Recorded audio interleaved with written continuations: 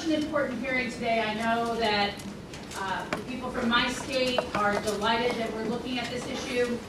You know, in 1972, when the statute was passed, rivers were burning in America. Rivers were burning. Lake Erie was declared dead. I'm not sure that we've made so much progress since then. Today we have the Gulf of Mexico, hypoxia, dead zones in the Gulf. We have invasive species in the Great Lakes. We have water quality that seems to have not met the goals of the Clean Water Act. And people care about clean water. I know in my state, water is critical not only to recreation, but to business, to agriculture, to life. And it is incumbent on us as Americans to take care of this precious resource and to do better. So again, I want to thank you all for coming. I'd like to invite my fellow senators to make very brief opening statements for you, and then we will proceed to the first witness. But again, thank you very much for being here, all of you. Let me turn to my right. Senator Cahill. Thank you, Madam Chair. Good morning, and thank you for joining us this morning. As a senator from Texas, we certainly are concerned with the issue of water, how important it is to our economy and to our agriculture and to our way of life. But being from Texas, we're also concerned about the role of the federal government. It seems to be never, ever expanding into the lives of normal citizens. And we're looking for job effects, we're looking for economic growth effects, while at the same time protecting the environment. So what I'm really interested in hearing from you all today is how you're going to not only protect the nation's waters, but also help us create jobs, and let's not have the federal government being the answer to all our problems here today. So I look forward to your comments here this morning. Thank you, Madam Chairwoman. As a senator from the upper Midwest, we have a lot of concerns regarding water quality as well as water quantity. But we have some serious problems caused by international forces in our area, and I'm certainly interested in seeing how perhaps the Clean Water Act might address some of those problems that we're facing in the Great Lakes. Thank you. Very good. Senator Ross.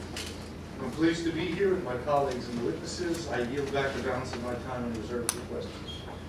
Very well. Thank you, Senator. Senator Carruthers. Good morning. Glad to see you all. I am a senator from the great state of Connecticut, your neighbor, and it's somewhat relevant to this hearing that my prior experience before being elected to the Senate was as Vice President for Environment of a very major industry in the state. I believe in tough regulation. I believe in even-handed regulation so that everybody complies. But many of us in the factory context, in industry, feel like we've already sort of given it the office, and that the federal and state regulators ought to be spending more time dealing with the acute problems of non-point source pollution, which is mostly from farmers and developers in cities with urban runoff. And they've been sort of getting off the hook. So we're particularly interested from the industry side in whether there's going to be a more level playing field in terms of the types of sources that are contributing to the problem. We're also in favor of course, strong infrastructure. We need good water for our factories as well as all of us for our homes. And the issues of how we go about funding the next generation of both water supply and wastewater treatment are increasingly acute, especially in this tough economy. So we're delighted to have you here, and I'll be really interested in your ideas. Very well, thank you. And again, I appreciate the comments of all of my colleagues who are dedicated to these issues. Coming myself from, as you all know, California, certainly we have a very diverse state with diverse water needs. We have the 9th most robust agricultural industry in the globe, in the world, and that is certainly important, but we also have large urban areas, as many of you hopefully have visited. Our beaches are critically important for tourism. So we have we grow beautiful wines. We grow more carrots than any other state in the United States. So really, I'm very concerned about how we can ensure that we have clean water for all of these different uses, that people can swim irrigate our land, that we can grow crops. And candidly, I was very disheartened to learn a few weeks ago that the American Society of Civil Engineers rated America's water infrastructure, both drinking water and clean water. I know we hear about clean water, but also drinking water infrastructure, from a D- to a D. In my mind, that puts America close to the status of a third world country in terms of our water infrastructure. And that is funded through the Clean Water Act. So I'm very, very concerned about that. So I'm very much interested in hearing first from the business team for recommendations, and I hope we'll hear from you about innovation, the role of the business community in solving these water challenges. And I invite you, we are a little bit ahead of schedule, which I am delighted by because we really want time for all of you. And I recognize the witnesses from the business team. Good morning. I am Brian Porter, CEO of American Water Management. I am here today with my colleagues, Gregory Costello, Anthony Vitale, and Cody Pinello. I would like to give you a brief overview of our purpose in being here today, specifically recommendations for changes to the Clean Water Act. Then Mr. Costello will speak about water credits, Mr. Pinello will speak about incentives for innovation, and Mr. Vitale will speak about training and education. AWM is a private and global corporation engaged in the research, design, manufacture, sales, and servicing of large water treatment and monitoring equipment for corporations and municipalities throughout the Mid-Atlantic and Northeast regions of the United States. AWM is one of the most innovative water management companies in the nation, and consequently is an important member of an industry that is critical to the U.S. economy in terms of research, development, innovation, and employment. AWM takes quite seriously its responsibilities as a good corporate citizen in terms of compliance with our country's environmental laws. Our nation thrives on and should incentivize research and innovation. To fundamentally change the Clean Water Act successfully requires corporations to be encouraged and rewarded through innovation. Innovation is the engine of the marketplace and a necessary element of meeting the future freshwater needs of the industrial economy. We live and conduct business in a water economy, which means every aspect of our economic health and productivity requires water. The race to the bottom is over. We are at the starting line of a race to the top for the goal for global freshwater. This chart presents us with essential items we use and make daily that we don't honestly realize how much water it takes to make. Let's go through an average day of a person. You wake up and you grab a cup of coffee. It takes 130 liters to make just that one cup of coffee. You get dressed, you put on a pair of jeans. That takes 10,855 liters, again, just to make that one pair. You get in your car and you go to work. It took 400,000 liters of water to make that car. Each piece of paper in this room individually took 10 liters of water to make it. If this chart doesn't make you understand how essential it is for water, then what does? This is just a quick breakdown of what we'll be talking to you about today. My colleagues will go into further detail as our presentation progresses on each of these topics. The CWA should include an aspirational goal of economic integrity and explicitity, recognize the importance of clean water to the U.S. corporations and U.S. economic security. In its present form, the law considers the goal of restoration and maintenance of chemical, physical, and biological integrity of the nation's waters. We request that the committee consider rewriting this statement to read restoration, maintenance, and improvement of the chemical, physical, biological, and economic integrity of the nation's waters. As we have shown earlier, large quantities of water are required to provide goods and services. Access to sufficient quantities of clean water is an important consideration for businesses when they decide where to locate their facilities. An example is how one of our corporate partners, IBM, one of the largest employers in nearby Dutchess County, pays the county and the city of Poughkeepsie to take as much as 2 million gallons of water each day. which generates about $1.4 million of revenue a year. IBM has expressed concern that the quality of water used during operations has too many contaminants. According to IBM spokesman Rich Voss, we need good quality water that meets all standards for drinking, cooking, and manufacturing processes. If IBM were to stop using water, the community would lose revenue from providing water to IBM. Third, if IBM's dissatisfaction leads them to relocate their operations, local employment would be affected adversely. This is but one example, but in our experience, most companies want to ensure that the products they are making are made from safe, quality resources, and they need clean water to ensure that. They also want to be good community members. Thus, economic integrity translates to community integrity. And we argue that the industry can and should be a partner in the goal of restoration and maintenance and improvement of the chemical, physical, and biological and economic integrities of the nation's waters. Mr. Costello will now talk to you about creating incentives. Hello, I'm Gregory Costello of AWM, and I will be talking to you about incentives to promote clean water efficiency, particularly through the use of clean water credits. AWM believes strongly that the Clean Water Act should go beyond focusing on penalties by creating incentives for achieving and exceeding goals for clean water. In the long run, providing incentives to businesses will benefit both the businesses themselves and help maintain our country's water's cleanliness, which is a win-win. One way this can be achieved is through the use of water credits.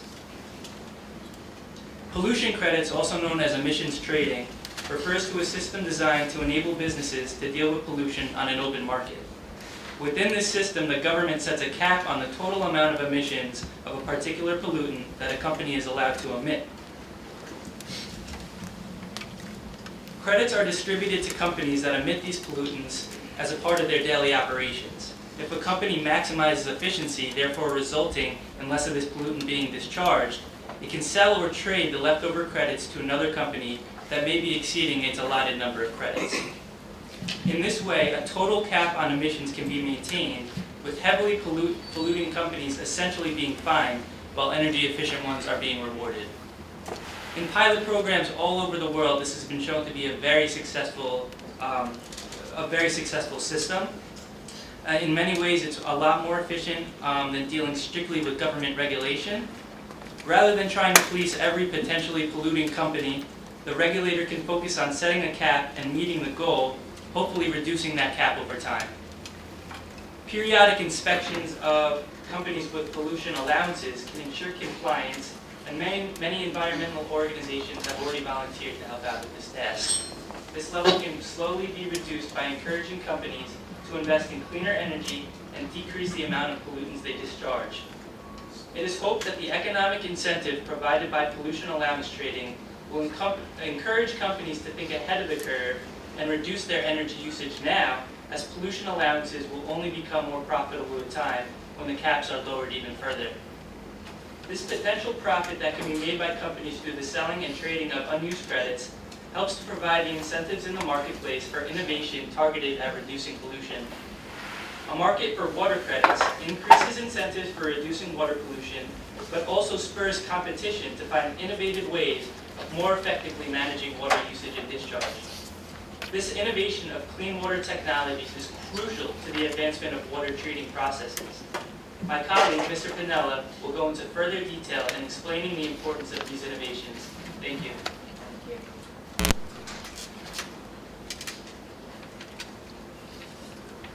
Good morning, panel. My name is Cody Pinella, and I'm here to talk to you about incentives for new technology. Before I begin, I'd like to talk to you about ideas already implemented in the United States. In places like Chico City, California, Chico has already started with the development of stormwater systems. These target storm drains will collect water outside of homes and businesses and deliver them into local waterways. Unlike a sanitary sewer system, these drains will help to direct stormwater into the nearest stream or drainage channel, usually without any treatment to remove pollutants. Although local municipalities have tried to take their own initiatives, governments alone cannot end the water pollution problem in the United States. The current system the EPA has for proposing new technology has big business and environmentalists butting heads from both ends. The EPA proposes such technology, and through comment and notice, industry comments why it is too stringent, while environmentalists comment why it is not stringent enough. The EPA changed its proposal and then restarts this process. Instead, businesses should be encouraged to work with clean water programs in exchange for financial incentives while still being able to increase their positive reputation within various community environments. Companies could themselves propose the use of better technology that they develop. This, however, will only happen if it benefits them, especially financially. Let me give you an example of this process that we're suggesting. If the EPA selects a technology developed by Company A, requiring all other companies in that industry to adopt such technology, then all other companies will be required to license this technology from its owner for 5 years on term. This would be set by the EPA, enabling Company A to recoup its investment in developing the technology, as well as making a large profit on top of it. Their competitors would then be required to license this new technology. In this way, competition for the chosen technology will be set throughout the entire industry, and companies will have a tremendous incentive to develop water pollution control technology that the EPA might adopt.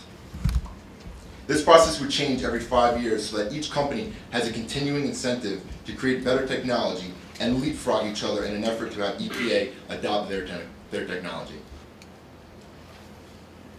Now my colleague, Anthony Vitale, will talk to you.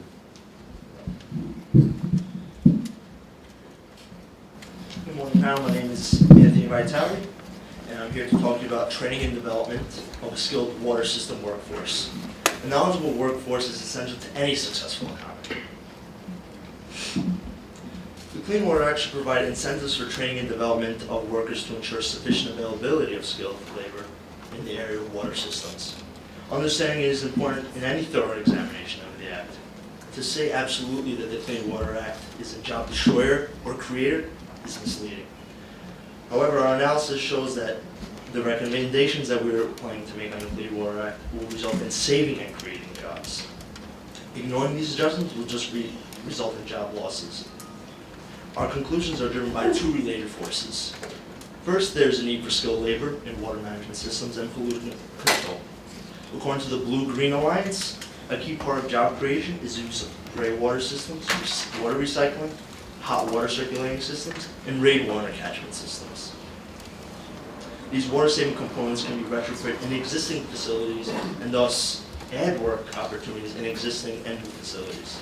In addition, one must also ask what roles the CWA and government regulation play in an increasingly globalized market. Globally, the need for green infrastructure job training is huge.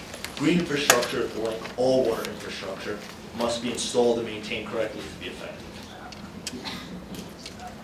As seen in this chart, the federal government has released an estimated number of so-called green jobs in the U.S. economy, saying that 3.1 million people are employed in the production of goods and services that benefit the environment. Skilled workers are needed to ensure the installation and construction of green infrastructure projects and are effective in maintaining water standards. In addition, the green infrastructure, along with traditional water systems, requires routine maintenance and upkeep to function optimally, thus sustained job creation and employment opportunities. On the other hand, ignoring the urgent need for ample access to clean water for industrial needs can result in an economic loss of productivity and jobs. To show how dire the situation is, we provide the following example. According to the New York Times, even a relatively water-rich nation like India will need to double its water generation capacity. One of the crises they face is the availability for clean water, not just for consumption, but for industry. In the area south of New Delhi, new construction was forced to come to a halt because there was not enough clean water to create that pair of jeans or to simply have a cup of coffee. In fact, employment in the manufacturing in India has declined in recent years. The prime reason was the lack of water. We at AWM believe that a robust effort to encourage the development and implementation of the training programs focused on installing and maintaining the water management systems of the future would support the other incentives that we have recommended. Tax incentives for corporations and grants for education institutions should be implemented. And a newly addressed fund that is paid by polluters for non-compliance of the Act. Ladies and gentlemen, in conclusion, AWM appreciates the opportunity to submit our comments for consideration. The Clean Water Act was an important piece of our legislation, marking a turning point in our nation's view about managing our most precious natural resource. However, the Act has failed to deliver the level of innovation that was anticipated. Our recommendations emerge from the view of the goal of water security in our country and indeed globally cannot be achieved without harnessing market forces and partnership with the industry. We hope the committee will consider the economic integrity of our nation's waters in amending the Act. Thank you for the opportunity to share our views. Well, thank you very much. That was a very compelling presentation, raising a lot of issues. My colleague has asked to have the opportunity for the first question, so I will turn. Two quick questions. You use the phrase economic integrity of the nation's waters. What does that mean? How does water have economic integrity?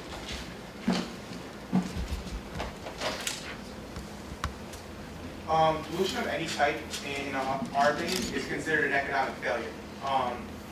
It is a failure of the market to internalize externalities. Historically, the Clean Water Act forces polluters to change their behavior to mitigate that externality. By incorporating economic incentives and market principles. I didn't ask about economic incentives. I asked about the phrase economic integrity. What does it mean?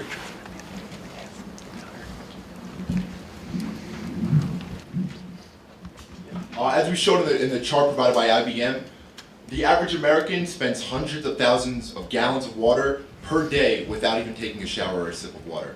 It's crucial for businesses to have this water to create our daily uses of jeans or apples or whatever it may be. If I'm a judge and I liked your concept, I had no way of enforcing a phrase like economic integrity of water, which to me has no meaning. Second and brief question. You talk about financial incentives and tax incentives and grants. If your company was advertising gold coins, but they really were brass, and you were fraudulently advertising and breaking the law, and you showed up and said, okay, we'll stop, but only if you give us grants and tax incentives. You get laughed out of the room. Why should you be given tax incentives, or the industry should be given tax incentives or grants to obey the law?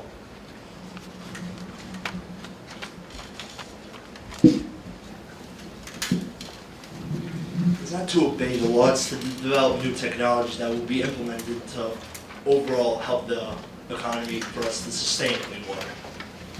Yes, and grants are used for research and improvement, especially the new technologies that we're urging people to start doing. These new technologies are going to be a real important thing in the future of clean water. Without innovation and making these new technologies, which the grants will be used for, the future of clean water seems pretty bleak.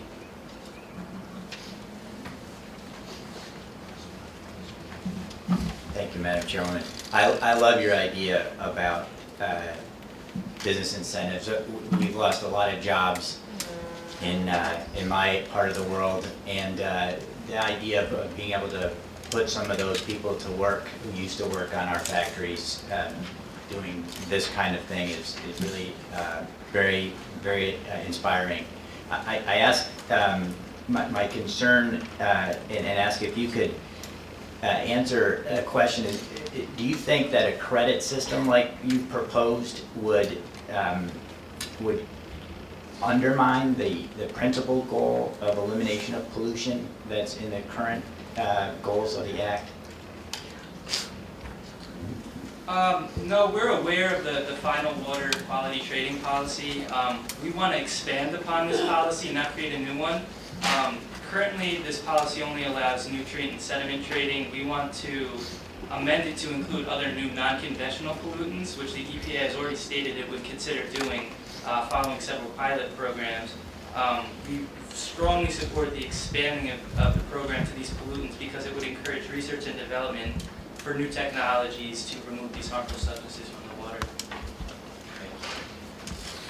Senator Pino? I want to thank the panel for their presentation and for their remarks. I think generally speaking, I would be supportive of a lot of the concepts about getting the private sector interests aligned with the goal of clean water. However, I do have a couple of concerns, a couple of questions. Can you tell me why the EPA would be the best vehicle for the selection of the best technology? I think we've seen in the last few years that when we leave it up to the government to involve itself in the marketplace and pick a technology like Solyndra, it doesn't always work out so well. So what gives EPA, as opposed to the market, the credibility to actually select the best technology? We would say the expertise of the EPA. As we showed before, it's not only up to the EPA to determine this new technology, but giving it into the hands of business for them to come up with the new technology and the new creations, which the EPA would just oversee. The EPA is not going to make its decisions based upon market forces. They're a regulator. And aren't we looking to promote market forces here to solve our water problems? So how does the EPA, in your opinion, have the ability, have the expertise, not only to determine technology, but also determine some of the issues that they would be facing in the market? They would not determine this on their own. They would, through notice and comment, come to a final decision. Let me count again on this expansion of what you see as the role of this expansion of the EPA and the federal government.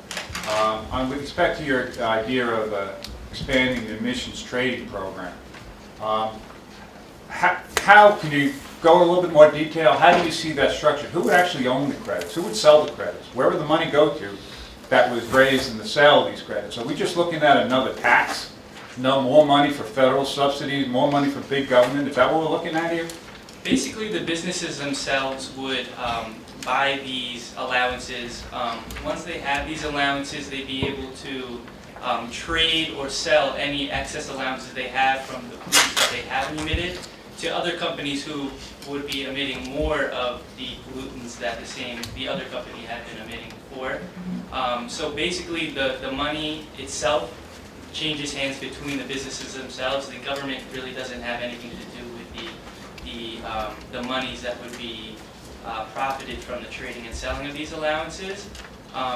We also propose that auctions be set in place for the allowances, because this would allow the market to set the value of a single allowance instead of the government being involved in setting the price for the allowance itself for the credit.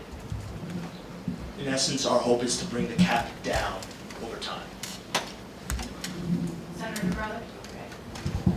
I have a couple of reactions and comments. First of all, the proposal about having industry sponsors come forward with new technology that then would be adopted by EPA as best available technology, and then others would have to license it. I've seen that type of proposal in the academic literature. I think it's quite interesting. My only question about that, and I'm not sure you can answer it, is whether industry is really going to be willing to come forward with something that is going to, even if it gets them money, whether they're going to be the skunk at the garden party who comes forward and says, here's this great new technology, make all of my peers in the industry adopt it. I don't know whether you can answer that as a question, but I think it would be a concern as to whether you would actually get people to come forward with that kind of technology. What is your sense of that? It's not only businesses to have the good of heart to come up with these technologies, but they're looking for financial incentives. So by developing this new technology, the EPA implementing it, and other companies having to buy it, this will not only help them make their money back that they spent developing the technology, but also give them more profit on top of it. And basically the cap as well that we suggested implementing in the credit program, if the companies basically release less pollutants than the cap allows, they'll have these leftover credits which they can then sell, or trade for financial incentives. So by implementing these new technologies, they'll have emitted less pollutants than all the other companies, which they can sell their leftover credits to these other companies and make a financial incentive that way. I think that's a good point, Mr. Costello, and I do think that you did a better job of explaining cap and trade systems than many experts do. So I compliment you on that. I do have the question, however, and I think this has been a problem in getting water trading really going, is whether we really have the database about, conditions in the water and effluents and what's going to be required, both to set the cap and to make the allocation. There's a lot of concern about whether our water monitoring system has really given us the solidity of a database that would be a platform for the type of program you propose. Right, establishing the cap for non-conventional pollutants is based on the prevalence of pollutants being emitted as well as the size and character of the body of water that the pollutants are being emitted into. The total maximum daily load principle, which is already included in the Act, already represents a type of cap which would also be effective for non-conventional pollutants as well. We are just at time. I'll take the chair's prerogative to ask one final question before we move on to the next set of witnesses. Again, I want to thank you for being with us today. And my question goes to your recommendation that we amend the statutory purposes to include, I believe you said, chemical, physical, biological, and economic integrity of the nation's waters. I'm particularly concerned that adding economics will set up a competition between environmental values and business values. If we have a system where a company needs to extract water for an industrial application, but the extraction of that water would compromise the ecosystem of that water body and perhaps compromise the fish population, I'm concerned that your recommendation is actually setting up a direct conflict. And I think that when the statute was first passed, there was a desire to segregate economics from the environmental values. So I'd like you to address that before you conclude. One of the members of the panel, please. Adding economic integrity, it's just a recognition of the economics of water itself in terms of expanding the ideas that were in the Act to incorporate business in it. That's what it's already done. So you don't see a conflict? All right, very good. Thank you very much to the company for coming to see us today. We would now like to change to our next panel, bringing us some public health perspectives. Please begin. Thank you for being with us today. Thank you, Madam Chairwoman and Senators, for giving us this time to testify. As the Pace University Public Health Committee, our mission is to address current and emerging public health issues in the United States. We are testifying today to discuss some of the fundamental failures of the Clean Water Act to protect human health from three of the most daunting water pollution problems in the United States faces: the control of domestic waste, agricultural waste, and pharmaceutical waste. This is demonstrated in Section 101 of the Clean Water Act, which contains goals for the law, none of which mentions or addresses public health. What we have learned in the 40 years since the law was written is that one of the most intransigent of water pollution issues are those that affect public health. Through a study conducted by the University of Arizona, we discovered that 19.5 million Americans fall ill each year from drinking water contaminated with parasites, bacteria, or viruses. This statistic does not even include the effects of chemicals on humans, as well as significant life impacts on the population, including increased health costs and lost work time. This is an issue that stems directly from the gaping omission of public health in the law. Therefore, we begin our testimony by recommending the addition of a national goal to Section 101 of the Clean Water Act that aims to research, identify, and eliminate all sources of pathogens in all waterways that are sources of public drinking water. Thank you. And I will now turn the testimony over to my colleague, Alicia Wheeler.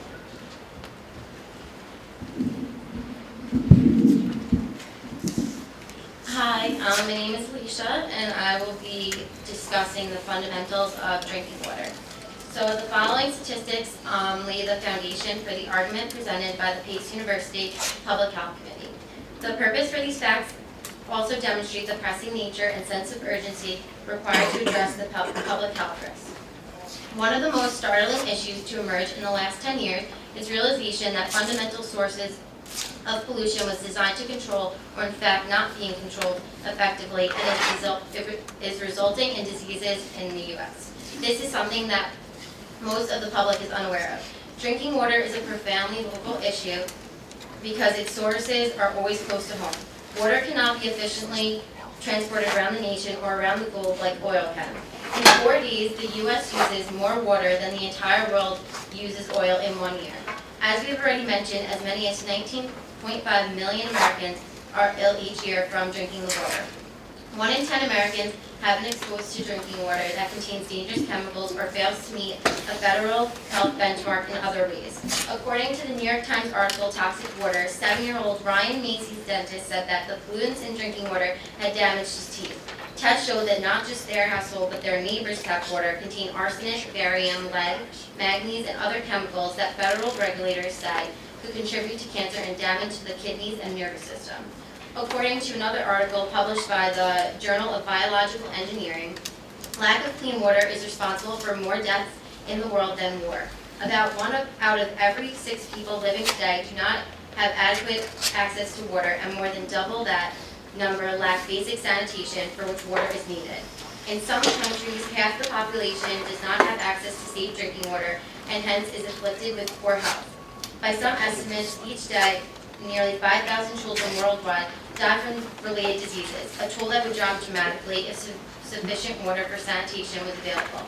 A recent EPA study has shown that 55% of U.S. river and streamlands were in poor condition for adequate life, largely under threat from runoff contaminated by fertilizers. The authors of the 1972 Water Act did not have benefit in what we have today in understanding the sophisticated nature of some sources of water pollution, such as the PCBs that contaminate the Hudson River. Much of the orientation was around classic sources of pollution, such as domestic sewage. It is particularly alarming that 40 years after passage of the law, pathogens in drinking water are the source of a significant public health crisis in the United States. And I will now introduce my colleague, Sasha, who will discuss the topic on pharmaceutical waste and its relation to public health concerns. My name is Sasha Raphael, and I'll be talking about the limited data available on pharmaceuticals also. According to a review conducted by the Office of Inspector General of the EPA done in 2012, it has been identified that since 1980, the EPA has not used the RCRA authority to determine whether pharmaceuticals may qualify as hazardous waste. EPA has also not established a process for the regulation as hazardous waste. Without a regular process, EPA cannot provide assurance that pharmaceuticals that may pose a hazardous risk to human health and the environment have been identified. However, we have identified that there are current emerging pollutants in water that pose great risks to public health. The focus is on the fact that pharmaceutical waste is an emerging issue that requires attention. Facilities in collaboration with companies manufacturing and producing pharmaceuticals need to be responsible for keeping track of pharmaceuticals and the hazardous waste produced from them, from the cradle to the grave. Main focus needs to be track how they got into our waterways, evaluation of hazardous waste, and making permit requirements more stringent. This is because it is a novel concern that has been largely neglected. Now I'm going to be passing to my colleague, Tanya DePalma. Hello, thank you. So what we're discussing through Sasha's introduction is how we are going to accomplish addressing these issues. We suggest the following proposed recommendations, which can be accomplished through mandating healthcare facilities and companies to reduce pharmaceutical waste through a mandatory audit program conducted through the Environmental Protection Agency, including site visits which monitor and evaluate purchasing practices, which will evaluate the use of trial prescriptions, reuse and donation of unused pharmaceuticals, and facility/companies' involvement in state donation programs, which also include identifying over-purchasing of identifying over-purchasing of pharmaceuticals by facilities through companies, analyzing the current techniques used to manage the disposition of the companies' and facilities' pharmaceuticals, which include creating quantitative logs to document total amounts of waste, reviewing disposal practices, which would include assessment to ensure that it is up to par with in-state regulations, assuring that all safety precautions that are being taken in order to assure safety for persons performing the dumping and its surrounding environment. This would also include developing or assisting in developing an inventory list of pharmaceuticals used at the facility, which identifies the quantities and chemical properties of unused pharmaceuticals, categorizes substances according to their toxicity, segregating of hazardous chemical waste produced from pharmaceuticals, and increasing awareness through identifying mismanagement of hazardous waste pharmaceuticals, which we identify as a direct cause of public health issues.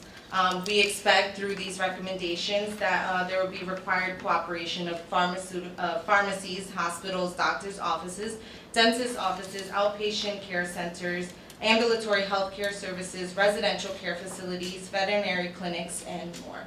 I will now pass it to my colleague Connor Strong, who will be discussing agricultural waste. Thank you. Thank you, Tony. Over the last few decades, agriculture has changed dramatically. Traditional farms are increasingly being replaced by industrialized facilities known as concentrated animal feeding operations, or CAFOs, which house thousands of animals in very small areas. An estimated 238,000 working farms and ranches in the United States are considered animal feeding operations, generating about 500 million tons of manure each year, which is 3 times the amount of the waste the human population of the United States produces over the same period. Unlike human waste, however, livestock waste is not treated. Rather, it is stored in manure pits or lagoons and spread onto land, which often overflows into surface water. This has major public health effects. For example, water contaminated by animal manure contributes to human diseases such as acute gastroenteritis, kidney failure, and methylglobinaemia, which can be fatal to infants. To address these issues, the following amendment should be considered. 1. Amending guidelines for CAFO regulation pertinent to size from only regulating large CAFOs, which is defined as an operation with over 1,000 heads of livestock, to CAFOs with 300 head of livestock. 2. Modify discharge permit standards from only requiring a CAFO that proposes to discharge, which is defined as one that is designed, constructed, operated, or maintained in such a way that a discharge will occur, to get a permit, to requiring all CAFOs, regardless if they propose a discharge or not, to obtain a permit. Thank you. And Tanya will take the. So the issues addressed in our presentation is a health crisis by every definition, and is a multifaceted crisis that calls for a multifaceted approach, which is why we call for the creation of a National Institute of Water and Public Health, yes, that will combine the expertise of the Environmental Protection Agency, Center for Disease Control, the U.S. Department of Health and Human Services, to create a center for research, innovation, and solutions to the combined problem of water pollution and its effect on human health. Collectively, the aforementioned recommendations in this testimony, which include urgent and immediate national attention to the alarming rise in health issues related to water, a proposed yearly audit program of healthcare facilities conducted by the Environmental Protection Agency, and the expansion of regulation of CAFOs ultimately contribute to the goal of ensuring the protection of public health in the United States. We also would like to recommend the creation of a National Institute of Water and Public Health that will combine the expertise of the Environmental Protection Agency. The Pace University Committee on Public Health sees these recommendations as a versatile solution to the gaping omission of public health in the law.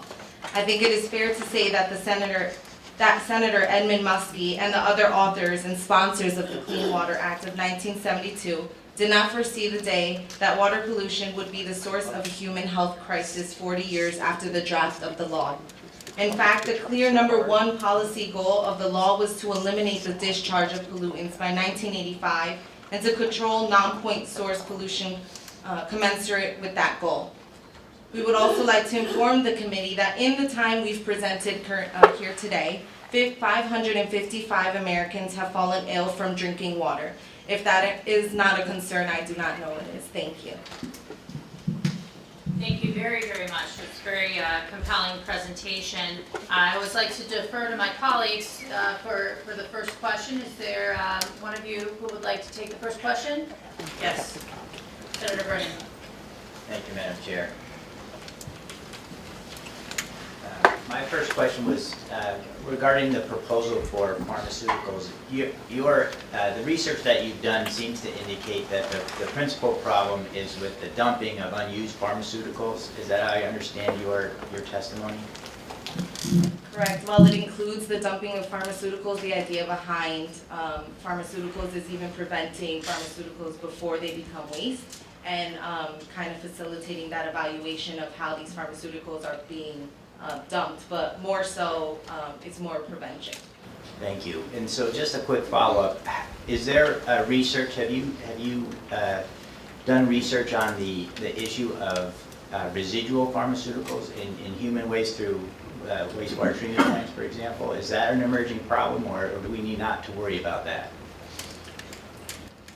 While that is an emerging issue, what we found is that, like I said before, is what we're really trying to focus on is prevention, and not so much the wastewater treatments. While we identify that there are issues regarding that, we feel that what we are addressing is more pertinent to the issue. Thank you. Senator. In your oral testimony, you seem to say that the problem is the Clean Water Act does not take into account public health. Yet you give us recommendations that don't change the Clean Water Act, except with respect to two areas, agriculture and pharmaceuticals. Why have you failed to suggest including public health as a criterion under the general powers and obligations of government under the Clean Water Act? Well, in our opening statement, we did mention that we would like to add in Section 101 of the Clean Water Act to add a specific statement on pertaining to Where is that? in Section 101, where it's like the where in your national testimony is that? in the opening. It was in the opening statement. Is it in this written testimony? No, it's not written. And it's not in the recommendations? No, Fix it's with our opening Fix it. statement. Okay. Okay? We can absolutely do that. You want something, you gotta ask. Right. You heard the business team ask for an addition to the act that says economic integrity, whatever that means, to be considered. What is your position on their suggestion? In pertaining to economic integrity, You heard their suggestion, Right, right? yes. What is your reaction to that suggestion? the way I interpreted it was to really not treat water as much as a commodity, to sell it as cheaply as it kind of has been in the past few years. So that's the way I interpreted it. Do you like it or do you not like it? I think it's an important thing to understand that the water As has a standard, it's important to understand. Right. Do you like it or do you not like it? Well, I mean, I can't really say I like it or don't like it, because I don't really fully understand what it means. That's just the way I translated it. So, again, I can't take a stance on it. Senator Brothers, and then we'll turn to I Senator. think one of the issues in the background here, as I'm sure you're aware, is that there's a separate Safe Drinking Water Act, which is separate from the Clean Water Act. And certainly in my experience, frequently there hasn't been nearly enough communication between the people who control the water pollution to our waterways and those who are trying to deliver clean water at the tap. So that's probably why you don't find as much emphasis on public health in the Clean Water Act. That's just an observation. But I think you've highlighted really what I would agree with you, especially coming from industry, although I must say there is a major pharmaceutical producer in my state. But coming from industry, the fact that we haven't done enough about agricultural waste, and there is considerable unfinished business in the quality of drinking water, I think are very important points to make. I had one question though about the pharmaceutical issue, not to be defensive, even though again I do have a big pharma in my state. My understanding is that a lot of the problem is, just individuals discarding unused pharmaceuticals, and in fact, frankly, we have pharmaceutical pollution partly because pharmaceutical residues are excreted. And it's kind of hard to correct that source. So my question is, what kind of program would you recommend, or would you recommend a program that would deal with the fact that individuals and their disposal of unused pharmaceuticals, either down the toilet or in the trash, are part of the problem? How would you address that? So we've identified that some of these sources, including people excreting these chemicals through, say, sewer system, that they are non-point sources, which are really difficult to identify. So the only thing that I would say that I could propose is taking a look at the waste treatment plants. Is the only way that you can facilitate kind of that monitoring and evaluation, and kind of proposing, say, restructuring or reevaluating the wastewater treatment plants and how that is flowing into the waterway systems, I think is the only viable way to address that issue. Well, but isn't there a role here for some public education? And I don't know whose responsibility that is, but it does seem to me that many people just aren't aware that when they throw things away and discard unused materials, which they should do anyway so their kids don't get a hold of them, that you might consider whether we should consider some recommendations in that area. From my knowledge, I believe there is an education team really focusing on the awareness and public awareness on these issues. So I think that is why we didn't focus so much on the public health awareness, while we do think that it's very important, because a lot of the chemicals into water come from, people taking showers and using these shampoos that have all these chemicals, but we really are relying on the public health team to take care of that issue. Thank you. Thank you, Madam Chair. Thank you to the panelists for your presentation. Mr. Palmer, you mentioned there was a crisis in public health. Well, there's also a crisis in this country with respect to our finances. $16 trillion of debt, tens of millions of people either unemployed or underemployed. And down here in Texas, we're about jobs and we're about economic growth. So I got a couple of questions for you, for the panelists. Number one, how much is all this wide expansion of the federal government going to cost the U.S. taxpayer? How does that relate to the benefit that you see? And number two, we believe down here in state rights, and you all being from New York, why aren't you up in New York before the New York State Legislature making this case? And if you want to kill jobs up in New York, be free to do so, but why should that be a federal program? Well, I think in terms of the CAFO regulation, it actually won't cost anything. It's just a matter of changing the wording and the regulation on it. And also, I think it's important to stress that public health can't really be monetized. It's not something that we can really negotiate on, especially since it is a major public health crisis. 19.5 million people fall ill every single year. It's not something that can be monetized. Well, wouldn't you agree that there's limited finances to the federal government, and why should the federal government invest in this program and some other ways to improve the health of the American public? What's the value to what you're proposing here today? There's maybe some other measures that would... I think in terms of when you're talking about discussing finances, as mentioned in our introduction, people are already, a large majority of, say, costs that are going to medical costs as a result of these public health issues are already a lot of the finances are already going to this issue because people are, have medical costs. They're already paying towards these issues, specifically towards pharmaceuticals. The reason why we decided to focus on this evaluation program was because if we addressed wastewater treatments, as I mentioned before, that's going to cost billions of dollars. So in regards to the Environmental Protection Agency, this is already something that they're facilitating and that they're working on and investing in. So like he said before, I think it's just a matter of shifting focus of what they're already doing. So you say the pharmaceuticals should pay for this, or the taxpayers should pay for this? I believe that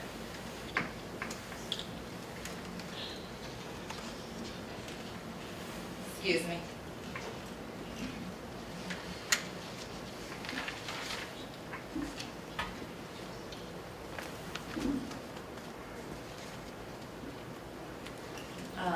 As I mentioned before, I believe taxpayers are already investing a lot of their money. Like we said before, 19.5 million people are getting sick, which is, when you're talking about medical costs, is a large portion. So they're already paying for these issues.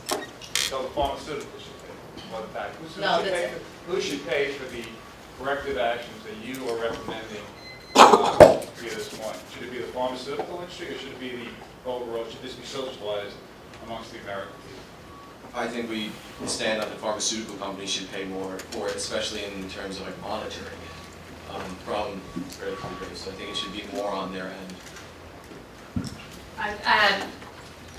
We're almost out of time, but since I do have a question, but my colleague, if it's brief, yes, please. Your responses to the gentleman from Fox News were probably better than you thought they were. What I think you said was that there is a financial cost to the health damage. You really ought to pull that data out, so when you hear this nonsense, you can say that the cost to the American people is X, much greater than the value of 6 crazy jobs in Texas. All right, well, we certainly have a diversity of opinions in this committee, and that is what makes our deliberations so effective and robust. So with all respect to my distinguished colleagues, I would like to just ask a final question. Coming from California, as I noted, you talk about animal agriculture as a source of pathogens, and I don't disagree, but I'm very concerned that a lot of these are small farms. And in this case, I may be partially aligned with my colleague from Texas, also an agricultural state. We have a lot of small farms, small agriculture. They're marginally profitable. They're really, barely making it. And I'm very concerned about putting additional regulatory burdens on small business. So I'd like to know if we could put higher burdens on large business versus small business, and if we could have a voluntary program for the small businesses, and do you think that would be effective? Right, I think the main focus we're looking at is large CAPOs, so specifically over 1,000 head of cattle that do generally cause a lot of the problems that we've discussed before. So I think exactly what you're saying, we're more focused on large CAPOs rather than the smaller businesses.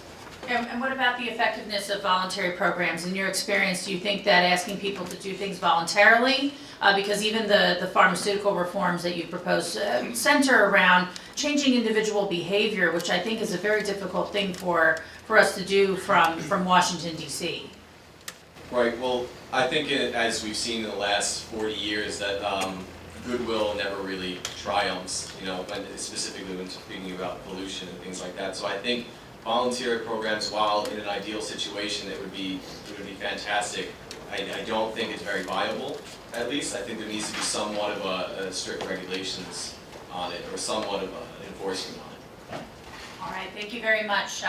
We're out of time to hear more, although I'm sure we would like to. So again, thank you all for your presentation today.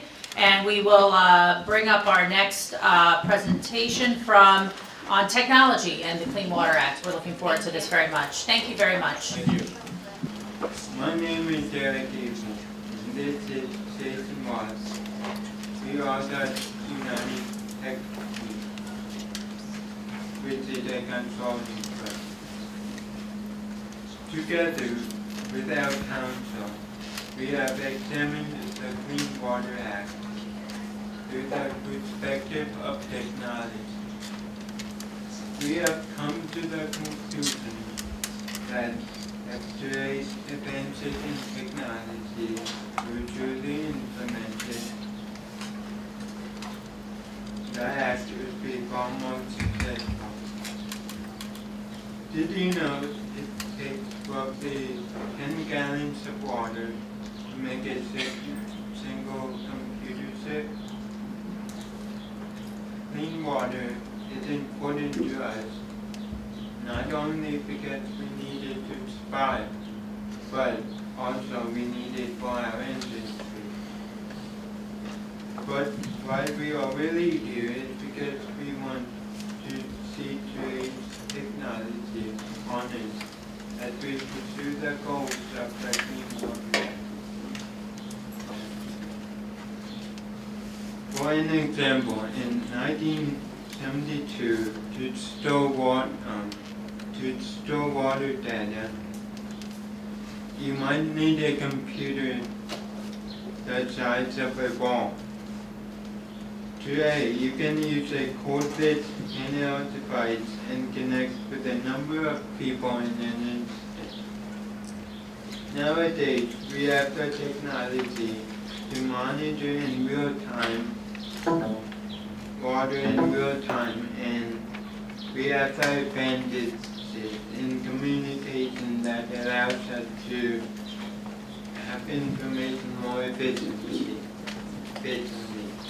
Now I turn it over to Jason, my colleague Jason Ross, to explain more about recommendation. Thank you. Thank you.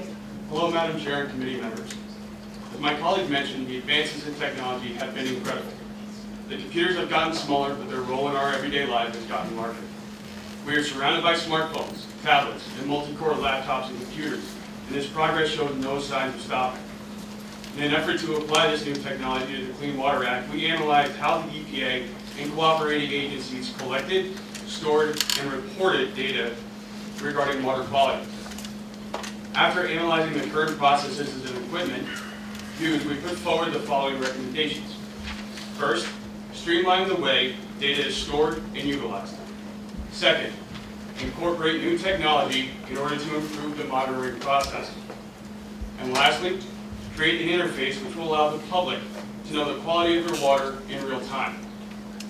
These recommendations would help improve the monitoring and enforcement of the Clean Water Act by giving all agencies and organizations the most up-to-date technology. With this in mind, let's first discuss how to improve database efficiency. A database is simply an area in which data is stored. This area could be as small as a personal database kept in an Excel spreadsheet to a server farm or data center, which houses numerous computers which are linked together in order to facilitate faster processing and better storage of information. Now, within a database, there exist data sets. Data sets are simply sets of data which have something in common. The EPA currently houses all information and data relating to water quality in 13 separate databases, which track various metrics and standards outlined by the Clean Water Act. The 13 databases in turn, feed an application called WATERS, or Watershed Assessment, Tracking, and Environmental Results. Of the 13 databases, there are 4 databases which stand out in terms of the data sets which they track.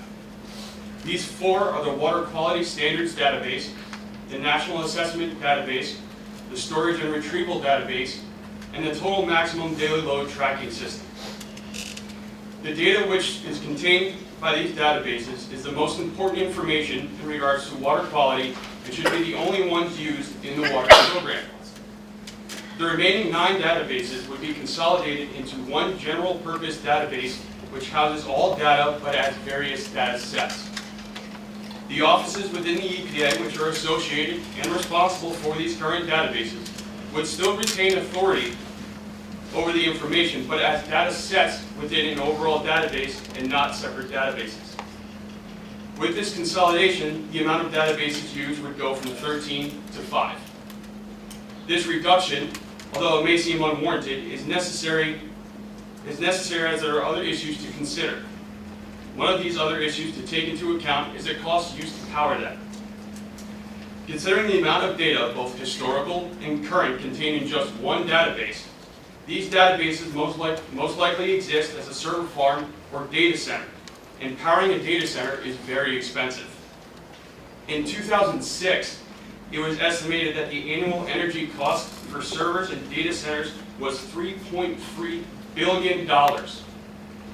To operate a 50,000 square foot data center, it would require approximately 4 megawatts of power or 57 barrels of oil a day. As we've seen, the price of oil over the past 6 years has risen. Currently, with oil costing about $90 a barrel, the cost for running just one of these 50,000 square foot data centers is about $35,000 a week. This translates into approximately $1.7 million annually for just one data center. To run 13 of these data centers, it would cost approximately $22.4 million. And the reduction of these data centers from 13 to 5 would result in savings of $13.7 million. With this in mind, reducing the amount of databases and data centers would not only save on the cost needed to power them, but also make funds available for more energy efficient equipment upgrades. New database equipment could be purchased, which would allow for more energy efficient storage capacity. The facilities used to house these data centers could also be upgraded to use more energy efficient equipment. These upgrades would not only have a substantial effect on power consumption and the cost that is associated, but would also allow for the purchase of better monitoring equipment, which brings us to our next recommendation, to improve monitoring. To monitor water quality across the nation, the EPA uses federal, state, and other local agencies and organizations to assist in the effort. Each agency or organization collects this data in their own ways. In order to provide real-time data, there should be no lag time between when data is collected and when it is entered and reported. This lag time can be significantly decreased, if not altogether eliminated, if individuals in the field had the proper equipment. The savings provided by streamlining the databases could be used to provide these individuals with tablets or laptops. This would enable people performing tests in the field the ability to instantly upload and report that information into any one of the 5 databases, thus making all data real time. Another upgrade which could be achieved would be the use of different sensors, such as the General Electric Checkpoint Portable and Online Tox Sensor, as displayed here. Tox sensors, or total organic carbon sensors, are used to monitor the level of organic contaminants. These levels are very important in regards to our drinking water, as the contaminants can sometimes be harmful. We chose to focus on this sensor due to its portability and online capability. Its portability allows for the various agencies and organizations to bring this piece of equipment with them to a site. The data it collects could be set up to stream directly to one of the particular databases, or read by the individual and entered into a database via laptop or tablet. The online capabilities also make this our sensor of choice, as a few of these sensors could be set up around key locations on a body of water, creating a network of sensors. This network could then be used to constantly monitor a specific body of water and would be able to stream the data it collects into a database. The continuous monitoring and reporting of information would then cut down on the amount of physical tests performed by individuals in the field, thus allowing individuals to focus on potential problems or other bodies of water. The main point, however, is that this data would become real time, and this data should be able to be accessed by everyone. Seeing as 0.007% of the Earth's water is drinkable, this makes water a precious natural resource. Since the public drinks this water, we feel the public has a right to know the quality of these waters. The improvements in monitoring equipment and processes make this information up to date in real time. This real-time information, however, does not yet have a way of being released to the public, which brings us to our last recommendation: the creation of a publicly accessible interface which gives users easy-to-read reports on the quality of water in their area. Currently, the Waters program used by the EPA allows users to download various data sets pertaining to water quality. These data sets, however, are not for the common person. They are meant to be used by scientists and other reporting agencies. The other tool which the EPA has to address the public's right to know is the How's My Waterway tool displayed here. The How's My Waterway tool offers users the ability to check on the status of water quality based on their location and list all surrounding bodies of water, displayed on the right. This tool is very useful, but the information it provides is very basic, and the tool is relatively hard to locate. On the EPA website, it takes some investigation to find the How's My Waterway tool. Once found, the status of water is listed as polluted or unpolluted, assessed or unassessed. What this tool does not list is what bodies of water are used for drinking and whether they are safe for consumption. This is the type of information the public should and has the right to know. An easily accessible, easily readable program or application should be created by the EPA, which gives the public the status of their drinking water along with the conditions of the surrounding waters. The key here is easily accessible and easily readable. What we are recommending is something similar to applications and programs which forecast our weather. The same principle of easy to read and easy to access should be applied to how the public views its water quality data. Along with the web-based front end, the EPA could also create mobile applications. These two creations would combine to give the public the real-time data they have a right to know, as well as give them an easy way to read and access this information. In today's society, information is a vital commodity, just like our water. Using best available technologies, this information can be collected, stored, and reported effectively and efficiently. With the implementation of the technology recommended today, this information can be real-time, easy to read, and easy to access. We also suggest that under Section 304, Part B, 2B of the Clean Water Act, that timelines be established for the reevaluation of how to best use this technology, for as technology continues to evolve, so should we. If you have any questions regarding the recommendations we've put forward, I would be happy to answer them. I'd also be happy to directly discuss your individual concerns. At this time, I will now pass it back to Jared. Thank you. Okay. Thank you, Jason.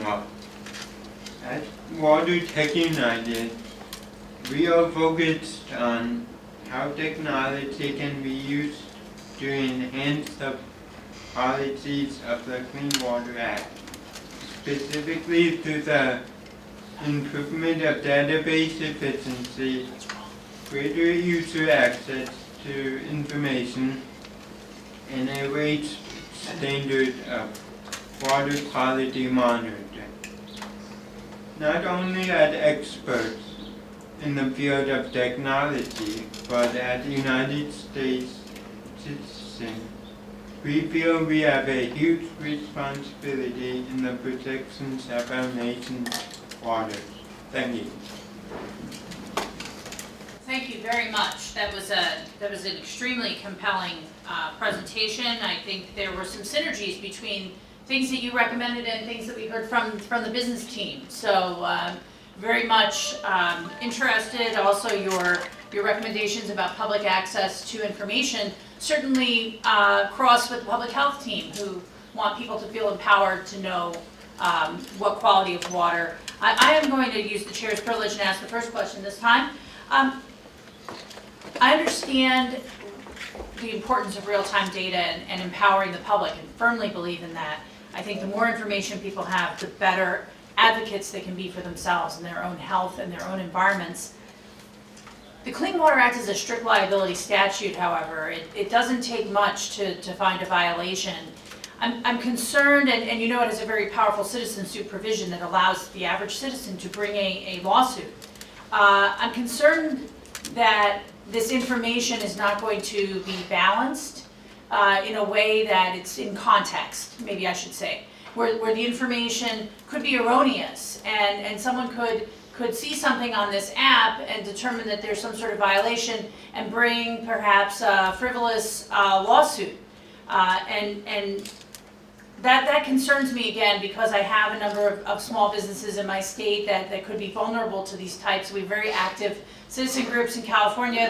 They're all over the place. The Sierra Club, the NRDC, they're constantly looking at this kind of data. So I'm really concerned about false positives, essentially, with this kind of data transparency.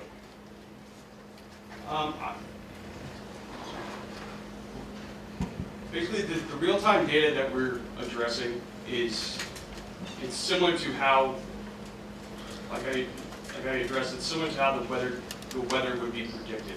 It wouldn't be shut out for 10 days like the weather, but the real-time data would have to be scrubbed first to make sure that there was nothing erroneous going out. You would have to make sure that the data is within the database and there are quality checks to make sure that there's no erroneous entries by any field personnel or anybody that's on the database side of it. Once the data goes out into the application, it usually will take a couple of days to reach the server of where the application is built. And then if there's any problems before then, the EPA and whatever company that they use to build the app can come together and get the mistakes taken care of. Okay, thank you. Senator Cahill. I want to thank the panelists for a wonderful discussion on technology. The question I guess I had is, what you seem to provide makes an awful lot of sense. Streamlining the regulatory process, streamlining information. Maybe this is more a question for the EPA, but why would they do this? Are they facing such substantial hurdles in consolidating the databases that your proposal is either infeasible, too expensive? Why wouldn't they take these steps? And the second question I have you given any concern at all as to public security concerns with respect to this type of information being easily disseminated? In terms of the cost of the recommendations that we were making, we're talking about 40 years worth of information that has now been kept through magnetic storage tapes in the old days to now server farms that have terabytes and terabytes worth of data. So you're talking about moving a tremendous amount of data, and while it does cost a lot, that is why I would think that is why the EPA doesn't quite look at it. But the payoffs that you can do by having us make these recommendations and showing you how you can use different startups to create new different types of tech companies in order to address these concerns would be a valuable resource for the economy as well. As far as the public security is concerned, public awareness is primarily a way to enable public security. And this, like I said, the security measures that we were talking about with Madam Chairman, there would be security measures in place within the database all along within the infrastructure of the databases themselves. These would be protected just like any other government and federal system, and they would not be technically online for hackers or some other perpetrators to try to get into and mess with this database. It would be a closed network, which would be separate, just like most federal systems try to be. Very good question. Senator Crowder? No, I think this was a fascinating and useful presentation. Year after year, when new men and women come in to head the water program at EPA, and they go down to the Hill and talk to people like us, and the first thing they say is, you know, when you ask them if the waters are getting cleaner in the United States, they say, well, I really wish I could tell you, but the data's not consistent enough, the monitoring's not good enough, the states are doing it different ways, which should not be allowed in my view. And so, gosh, you know, the fact that we've thrown hundreds of billions of dollars at this and still can't tell whether we've reached the goal is really unfortunate. Well, it's more than unfortunate, it's just moronic in my view. And I think one of the things that I would hope is that, I realize this is a comment more than a question, but this is a key issue for me, is that the fact that there are these new monitoring methods, and of course, naturally, being from Connecticut, we like the GE system, but obviously it's not something EPA can favor one company over another. But the fact is, if there are new methods for monitoring that have the promise of greater accuracy and consistency, then that's an opportunity to improve the dismal picture that we have in terms of trying to figure out where we are. So I think that's very useful. As far as the public access to the data is concerned, my colleague on the other side, on the right, metaphorically speaking, is right that it needs to be scrubbed. I mean, and people should have an opportunity to complain if they think data about them is that should be their ways of doing that. But clearly, having access to it in a web base that you can find and that you could use is really important, and I think your recommendations in that regard are straight right on. Please proceed. Thank you, Madam Chair. I take the testimony to suggest that the long-term savings that you have predicted here is sufficient to make up ultimately the cost that you're talking about being a relatively high cost. And I just want to make sure I understand that correctly as your testimony. And then just would like to know whether or not, given the current financial situation and the sequestration that the federal government is sitting with now, will we have to approve any initial upfront appropriation in order to accomplish this?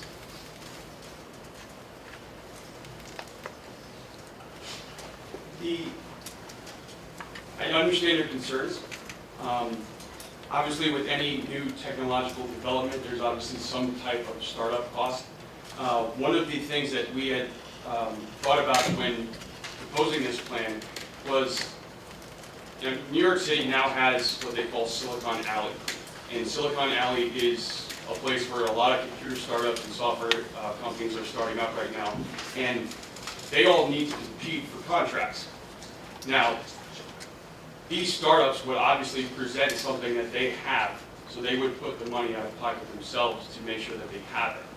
So what our vision is of this is that we pitch it to the software engineers and the computer engineers and the computer scientists and say, okay, listen, we have a problem with our water system. How can you help us fix it? And have the EPA be the final say on what system they get. From that, the startup cost, the cost of the EPA would be a lot less than the startup cost to the company that is coming in and doing the work. So it's, in the long term, the little startup money that the EPA would have to put forward, they would get back, exponentially by just streamlining their data centers, streamlining the way they collect and store it. Because right now they're literally burning money with the amount of energy that they're using. Thank you. All right, and Senator Brodsky? I want to just follow up on that. In your oral testimony, you give us numbers about savings. I don't see it in your written testimony. Right. In the written testimony, when preparing for the oral testimony, the written one was just a general overview of the ideas. And as I forget what I hear, but I don't forget what I read. Right. So if you put it in the resubmitted written testimony, would be much more helpful. This is a legislative committee. What do you want from us? This seems to be recommendations to EPA. These recommendations are regarding the Clean Water Act, and what we're asking is that certain phrasing be put into Section 304. Where do you give us that? Part B, 2B. 2B and not 2B. Where is that? Let's see, they're discussing 304 at the bottom of the page. Under the effluent limitations section. You should also number your pages. Let's see. I don't see it. I do see it. This is. I'm not sure this is the right This- revision to amend. Point being, tell us, you gotta ask us something. I don't see it easily. Figure out what you want from a legislative committee, not just in terms of having good ideas. Do you have? That's the bench. That was the bench. Sure, Well, sure. They do address that. Where do you see it? Well, it says in the section on Clean Water Act goals, it's discussing the effluent limitation guideline in 304. It is within this section that our team believes that technological innovation should be mentioned and timelines established to use the best available technology. But clearly, some of your recommendations, we're struggling, I think, for the right place to put them, and exactly as my distinguished colleague, Senator Brodsky, has noticed, what is our role exactly here. But perhaps we'll send some follow-up questions to you that you could answer in writing within about 10 days of this hearing to really put a finer point on some of these issues. I think that would definitely help. I have a final question. As I mentioned, I'm from California. We're considered a very modern and urbanized state, but candidly, we have a lot of rural areas, very rural areas. I'm sure my colleague from Texas as well, and even parts of Connecticut, Michigan. You're talking about, you're sort of assuming that the information access is widely available, and I have many parts of my state where there is no high-speed internet available. And also people don't have, they can't afford iPhones and apps. We have some really marginal communities in terms of their prosperity. So I'm concerned that your proposals really are targeted at, a certain percentage of the American population that can afford access to information, technology, computers. How can you please address, how we could serve the underserved, candidly, the areas with no high-speed internet, and so forth?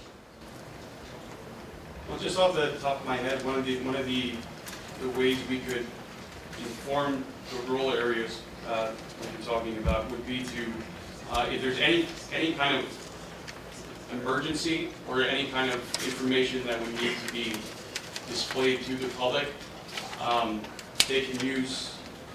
My first thought is they could use the broadcast systems, they can use TVs. Cable networks should be able to get out to these areas.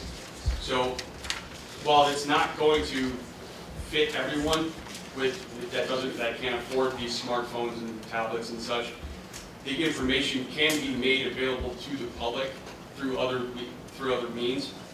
And for these rural areas, it would be, if something is really going to affect their drinking water, that the local TV station display a message, and that has a telephone number that they can call. Okay. Any further questions? Well, I want to thank the team very much for the presentation. It was very enlightening. Certainly has me thinking about some solutions. It sounds like it has my colleagues thinking as well. So we appreciate both of you, Mr. Gable, Ms. Roth, for being with us today. And we'll be sending you some follow-up questions. All right, I think we are now turning to public education, a very important part of the clean water picture in our nation is making sure people understand the problems facing our nation. I believe public education has a major role, and I look forward to the recommendations of the education team. All right, we recognize you, Mr. Ward, and the members of your team. Thank you. Thank you, Madam Chair and panel. The level of ignorance pertaining to water in the United States is incredibly shocking. In a recent April Fool's joke of two Floridian DJs, the hosts Val St. John and Scott Fish had reported that dihydrogen monoxide had been coming out the taps of Fort Myers and Lee County residents. This had caused a panic as listeners were unaware that dihydrogen monoxide was nothing more than H2O, the chemical name for water. This is a sad state of public awareness concerning water. An understanding of the nature of water pollution, the laws that regulate it, and the citizens' right to participate in those laws is far, far less. We, the environmental educators of America, are highly dedicated to bringing an understanding of clear water issues to the public so that society may progress prosperously. We acknowledge the necessity of education initiatives pertaining to clean water in order to make the Clean Water Act effective in producing an engaged public that will defend its valuable water resources. This is why we have developed and proposed the Clean Water Literacy Campaign. This campaign addresses deficiencies of the Clean Water Act in the areas of education and public participation, public access to information pertaining to water, quality, student education, as well as clean water education for our industry leaders. The Clean Water Literacy Campaign will ultimately produce a water-literate public that will know how to operate through the Clean Water Act and drive the movement for clean, secure water. By securing clean water for our nation, we can ensure the health, longevity, and a greater quality of life for America. In Section 101A of the current Clean Water Act, the deadline for the end of discharge of pollutants into navigable waters was set for the year 1985. Because this date has passed, this goal has been rendered ineffective. This is evident in the most recent EPA National Aquatic Resource Survey, which states that 55% of our nation's surface waters are found to be in poor condition. The Environmental Educators of America recommend that the deadline be extended to the year 2033. This 20-year span will allow us to develop and implement education initiatives for a whole generation of students from the primary education level to the completion of higher education.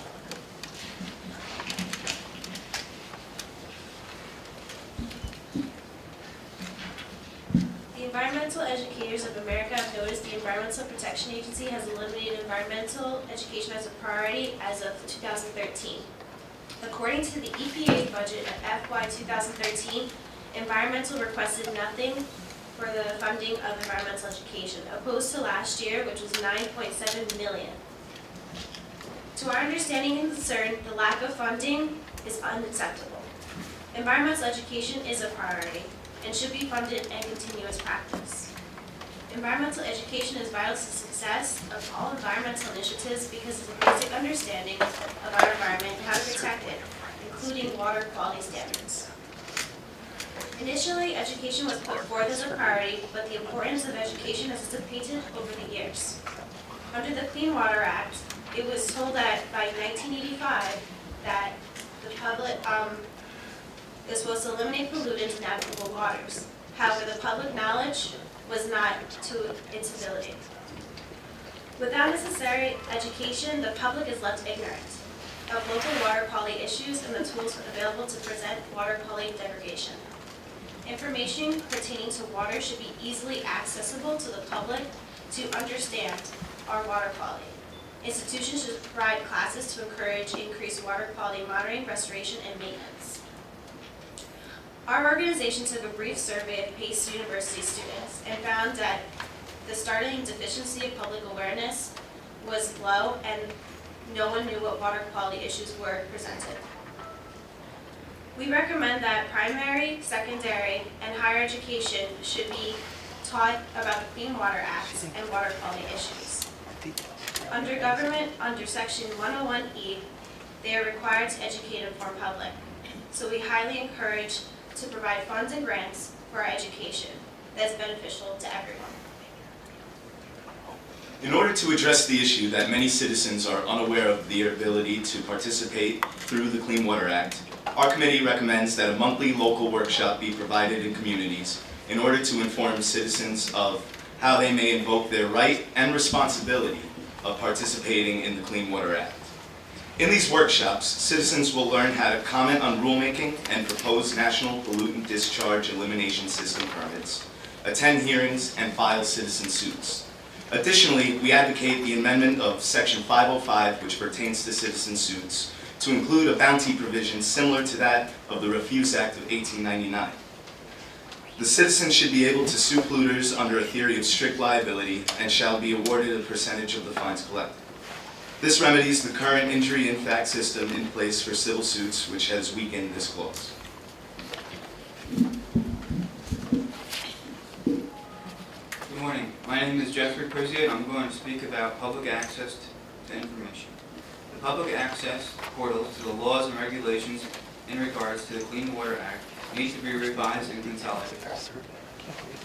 Our organization recommends that there should be one website where you are able to access all the information collected regarding the overall quality of water. The access locations need to have a simple user interface with constant monthly updates of our current quality of water.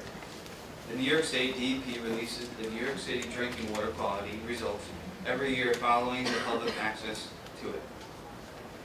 If the news channels all across New York discuss one important fact from these reports each day, then the public will be aware of the quality of our drinking water and will show concern. If water quality was reported on local news outlets, the public would not have to go out of their way to obtain such knowledge. Currently, the EPA website is poorly organized and confusing for the public to access the quality of their local water. The website portal EnviroFacts does not have up-to-date data, nor is it the data specific and clear. The New York State DEC website has a section on public involvement in news, and on this page there is no program that is clearly defined to help offset water pollution and educate the public.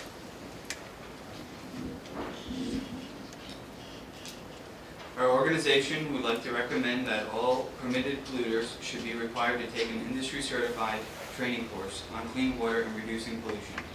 The industry-certified training program shall be funded by the EPA through collected fines from permit violators with proper budgets planned out every fiscal year. The training course will inform industries on discharging pollutants into bodies of water, as well as encourage the community to protect their drinking water. A common issue when contending with the water quality standard issues is the externalized cost of water pollution emitted by industries.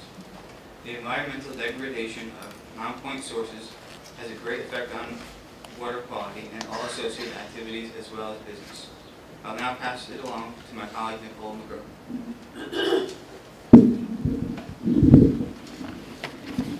Knowing that the key to Clean Water Act success is an educated public, we figured the easiest way to test current public knowledge was from the diverse students at PACE. We surveyed 80 Brandon PACE students and found that only 20% of participants were aware that water pollution is legal. In addition, only half of those surveyed had even heard of the Clean Water Act. With this information, it's easy to see why the Clean Water Act was a failure. The young children of today will grow up to either pollute our waters or protect them.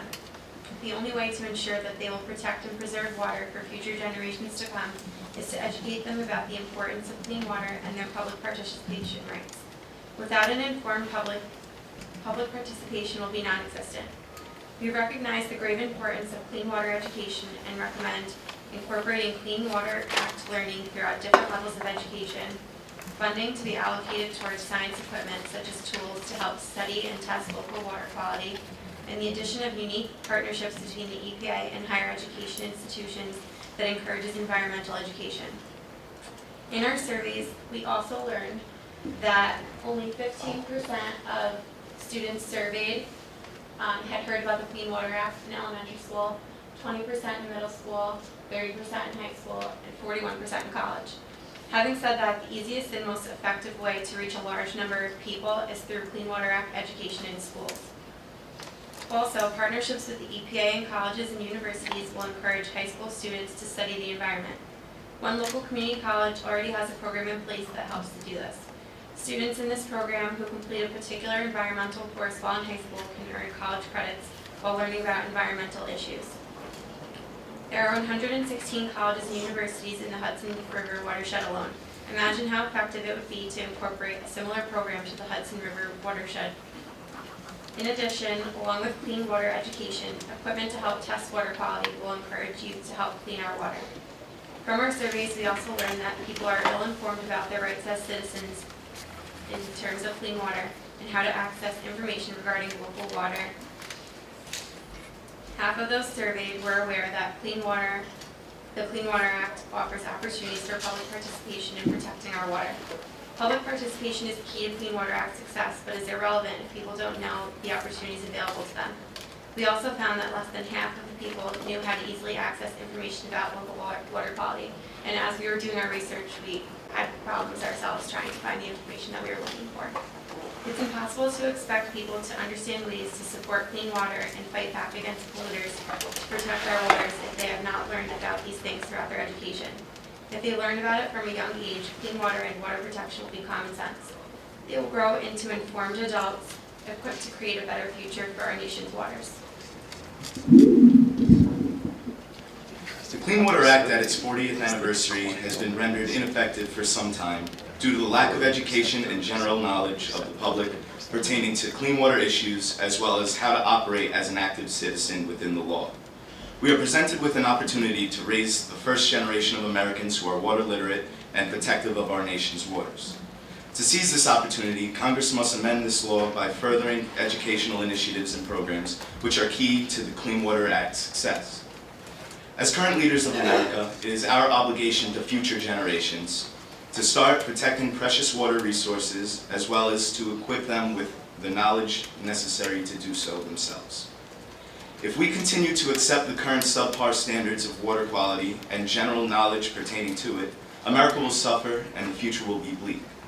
Action must be taken as soon as possible to address this issue so that water from our taps as well as our future may be clean and clear.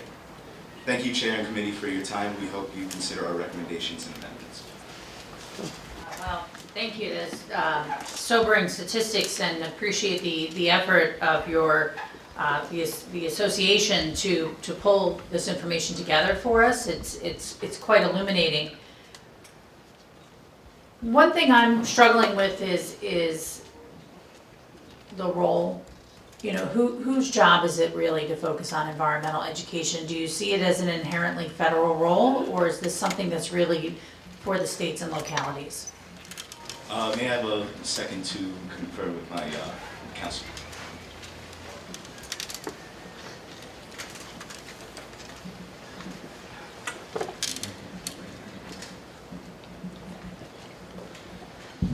Well, under the Clean Water Act, the EPA is required to educate people about clean water issues and how to participate within the law.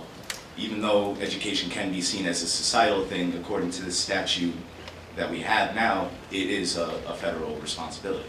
Did your counsel indicate which section of the statute they're referring to? It is 101E. 101E? Okay, very good. Let me turn to my colleague from Texas. Just following up on that question, you seem to be taking 10E much further, actually setting the curriculum for state and local governments. And we've been a country where curriculum has been based on a local level, not by the federal government. So tell me, what is the rationale behind this effort to have the federal government push down the curriculum of educating our children to the local level? I'd like to know if there's any precedent of that, and if there is no precedent, why is this such a unique issue to enforce that on the local community?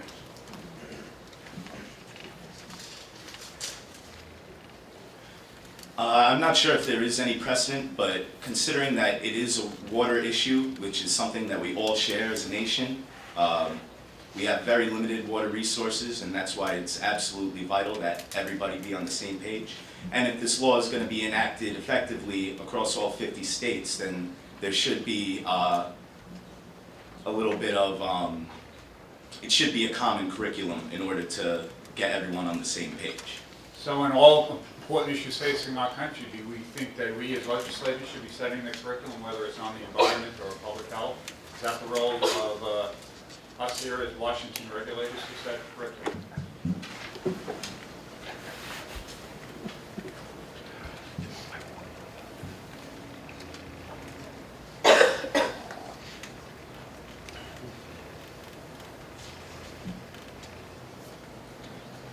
As I said before, under the Clean Water Act, it is the government's responsibility to educate on these specific issues. Okay, just one last question. What does this cost and who pays? Because I think you, following things in Washington, there's going to be no new revenue coming out of Washington for some time. So do you propose cutting existing programs to pay for this, or how exactly do you propose that this proposal be paid for? Well, some of the funding may come from the collective violations from the civil suits, as well as there should be more funds reallocated, as we mentioned earlier, especially considering that education is one of the only services with a positive externality. It's one of the few things that you get something more out of than what you put in, whereas other sectors of society, when they have an output, they often have unwanted costs that go unnoticed or noticed somewhere else. All right, my colleague, please. Thank you, Madam Chair. I'm intrigued by the answer to my colleague's question on cost. Would you support then a revision to the citizen suit provision to dedicate all citizen suit recovery funds to public education, and who would you give those to?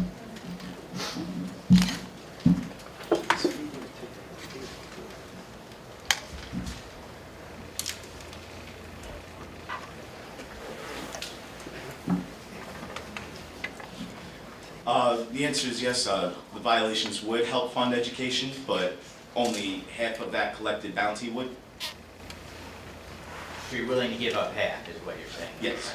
And who would that money go to? Would you? Well, send that- the concerned citizen would collect the amount. I'm sorry, the education funds, who would you have them, who would that go to administer? The EPA. Okay, thank you. All right, my colleague Senator Brodsky. Well, it just turns out that even the gentleman from Texas can stumble on the truth there. And as I read your proposal, which was handed to us as an addendum, you say two things. One, that there shall be a curriculum developed, and there shall be classroom training. The other thing you say is that it should be a model curriculum, which is, are you going to enforce a requirement on local school districts to teach this stuff, or are you going to develop a model curriculum which they can adopt if they choose to? Well, yes, we would like a model curriculum. Are you? Why don't you just hand them out? Are you referring to the amendments that were? Yeah. Well, a lot of those ideas were also taken from a proposed bill by Congress earlier, the Environmental Education Act of This is 1990. the question. Do you want a model curriculum, or do you want to enforce on every school district in the United States a requirement that it be We would like a model curriculum. not a requirement? I mean, you can't force the states, but it would be a model curriculum. Well, you can, but you're choosing not to. That's fine. But that's the answer to the gentleman's question.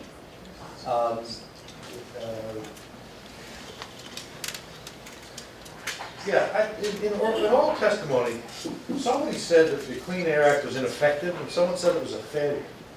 You believe that? Well, The Clean which Water Act, sorry, I think it was. Thank you. which one are you referring to, ineffective or failure? That was my testimony. I mean, can you rephrase the question, please? Well, I mean, as far as one of the very first things, section 101A, it says the end of all discharge into navigable waters, and that has not happened. So, in a sense, it did fail, because that is the first objective. But we are not saying that there's not hope to, do something more about it. And that's why we need to up the education and make sure people are participating and using the law effectively like it should be. Senator, please. Okay, I'll have a follow-on to that. First of all, I just want to say, from the standpoint of saving money, I personally, even though I've represented major companies, do not believe that the government should be funding their training programs. I mean, that's their job. They have to have trained people. It's part of their management system, and I don't think that it's appropriate to fund well-resourced large institutions, but that's just a quibble. Maybe for smaller companies you might consider funding it, but certainly not for medium and large companies. To follow on a little bit on Senator Brodsky's question, I mean, is zero discharge a sensible goal? I mean, you could argue that if you're going to take all the waste out of the water, you're going to still have some residue, so you're either going to landfill it or burn it. Is that better? I mean, I question, and I'd like to know whether this is really a goal that we should be worried about meeting, or whether we ought to have a different set of goals. Well, like I said before, there's only 0.007 of this world's water that is potable for drinking. And considering how other countries such as Pakistan and India are about to fight a war over water resources, I think it's absolutely a realistic and ideal goal, because we're not going to have this water forever. This is all we're going to have. And as far as funding well-resourced institutions, I mean, wouldn't be the first time the government gave a bunch of money or resources to a bunch of corporations. But there may be higher priorities. Okay, thank you. Well, you've certainly stimulated our thinking here. Absolutely. 2033 was a very concrete proposal, and I'm curious to know what lies behind your suggestion of extending the deadline to 2033. And aside from education, what needs to happen in this country, to make a difference by then? Resetting the clock, what does that do? Well, we said, And let me just see if there's any other member of your team who would like to chime in, certainly.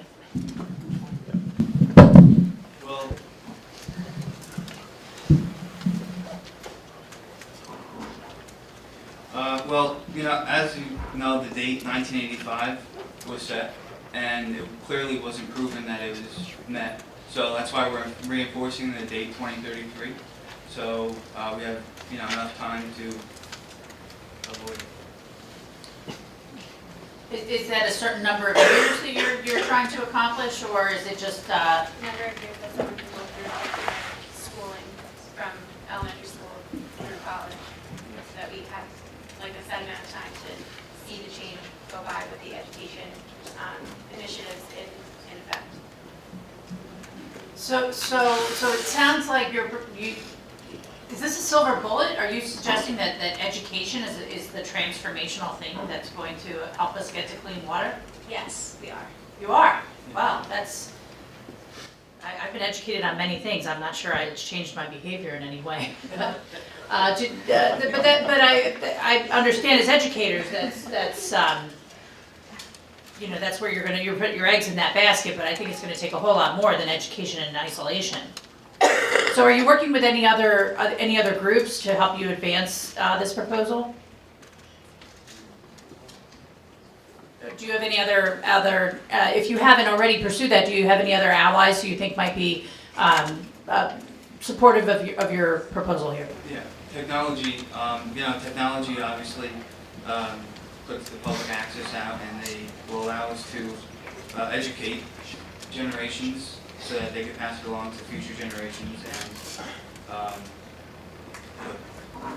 hopefully it'll improve.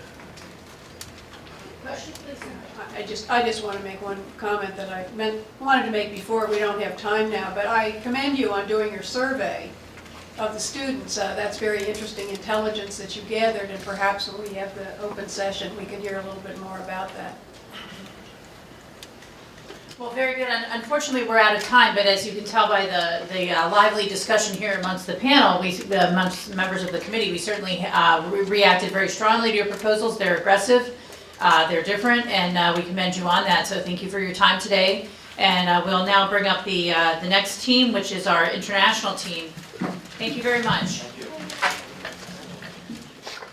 you. In the interest of time, while you're getting settled in, I'm just going to welcome the international team. We're delighted to have you with us today. We've certainly heard a lot of references from the prior witnesses about precedents in other nations and water issues in other countries. So I think it's appropriate to have this perspective before the committee, and we welcome you with us today. Urge you to begin.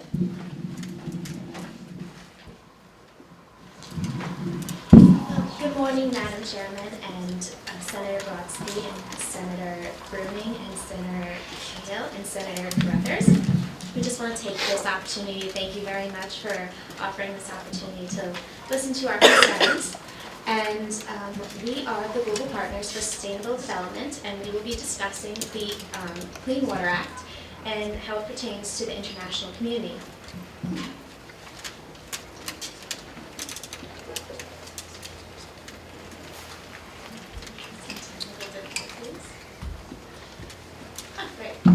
So we are here today because it is the 40th anniversary of the Clean Water Act, and we would like to discuss with you, although that the Clean Water Act has been very effective, there is still room for improvement. And so the international team is here today because we strongly believe that certain natural rights are non-derogable, and that such non-derogable rights are not contingent upon the laws, customs, or beliefs of a particular society or polity.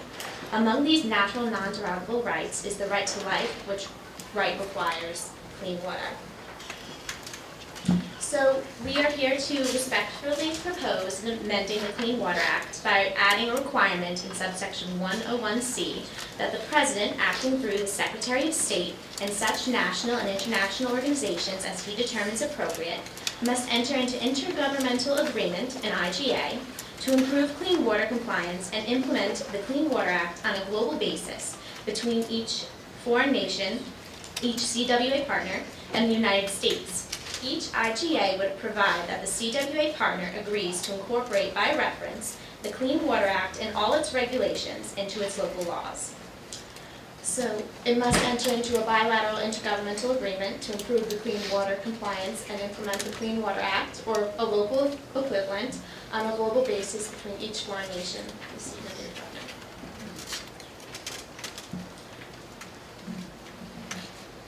So, as we said before, each IGA would provide the CWA partner to incorporate and reference the Clean Water Act and all regulations thereunder.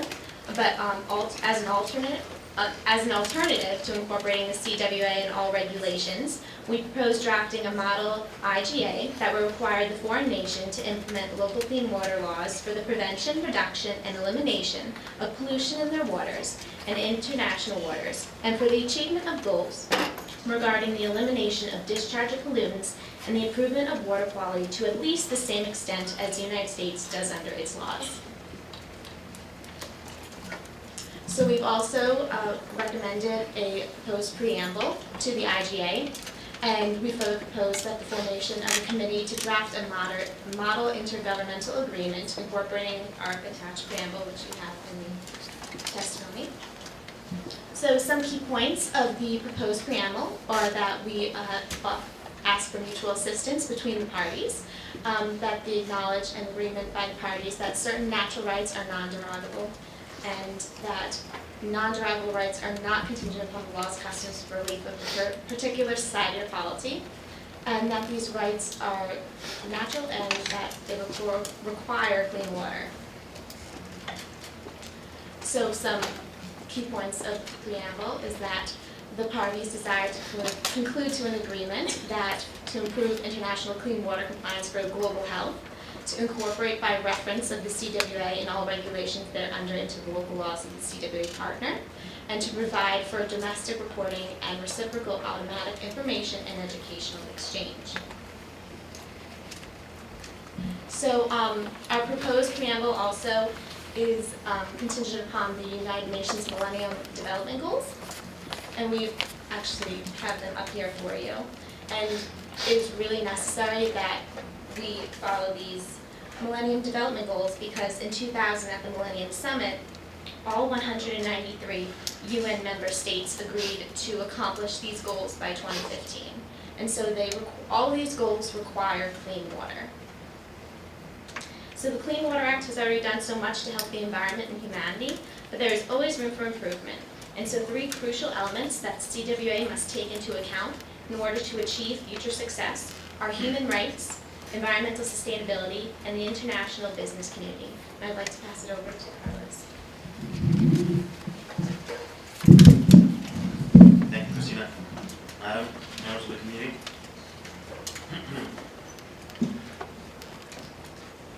Every minute, three children die due to waterborne illnesses such as cholera, malaria, and intestinal worms and trachoma, including pneumonia, diarrhea, and undernutrition. This is a direct affront on what we maintain to be the basic right to life, and by extent, a basic right to access to clean and safe drinking water and basic sanitation.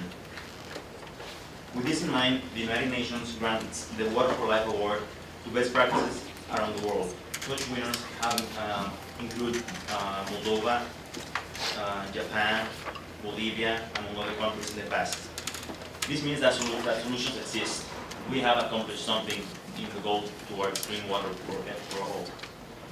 Additionally, the UN has also set, as Christina mentioned, Millennium Development Goals, of which Goal 7, Section C, was to have, by 2015, the proportion of the population without sustainable access to safe drinking water and basic sanitation.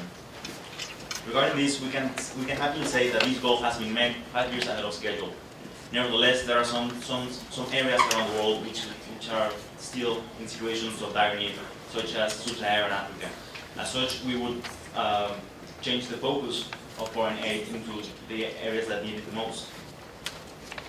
Also, with these goals and this right to water in mind, and especially to the Clean Water Act, the United States can uphold its commitments and play a leading role in the fight for clean water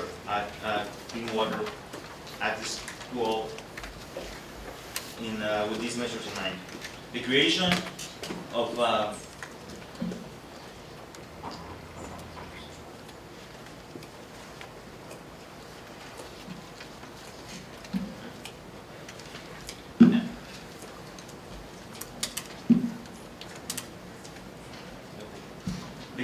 an international water practices forum, so that best practices can be replicated throughout the world in small communities by individuals who are trained to do so, as well as to enable human rights courts to hear individuals and communities who with concerns towards the right to water. Thank you. I would not like to pass to Jessica.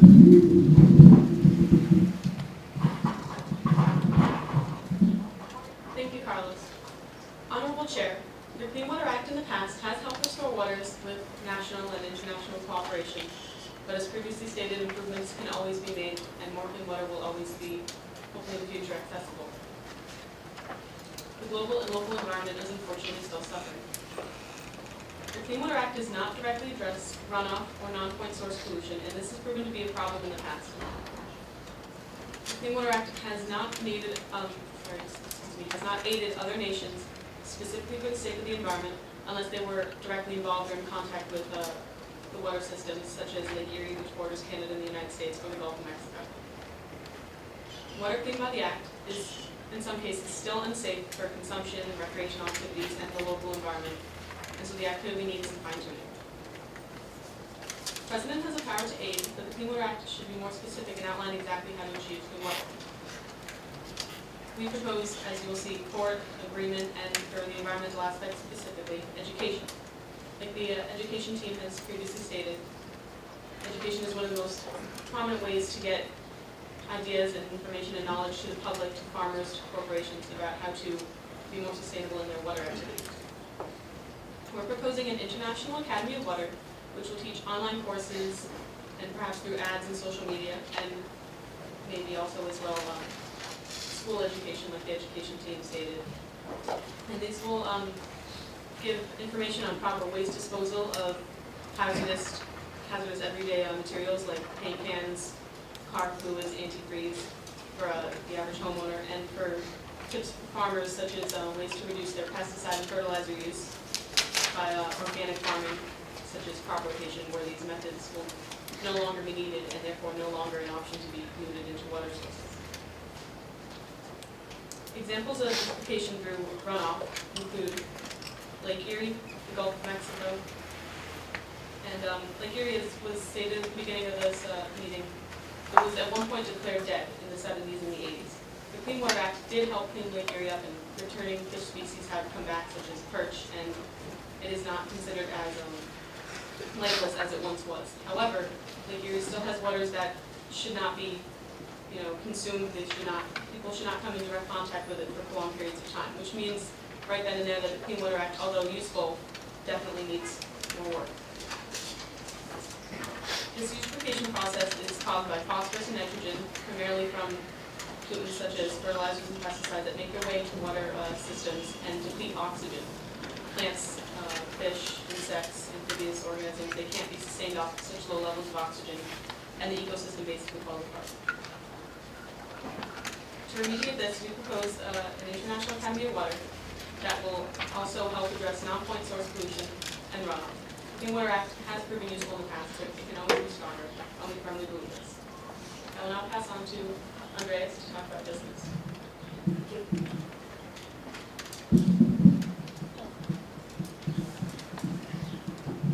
Sorry, we just wanted to show you a couple of pictures, just shocking pictures that we found in Citarum River in West Java, Indonesia. This is an actual river and it is horribly polluted, and we definitely need to fix that.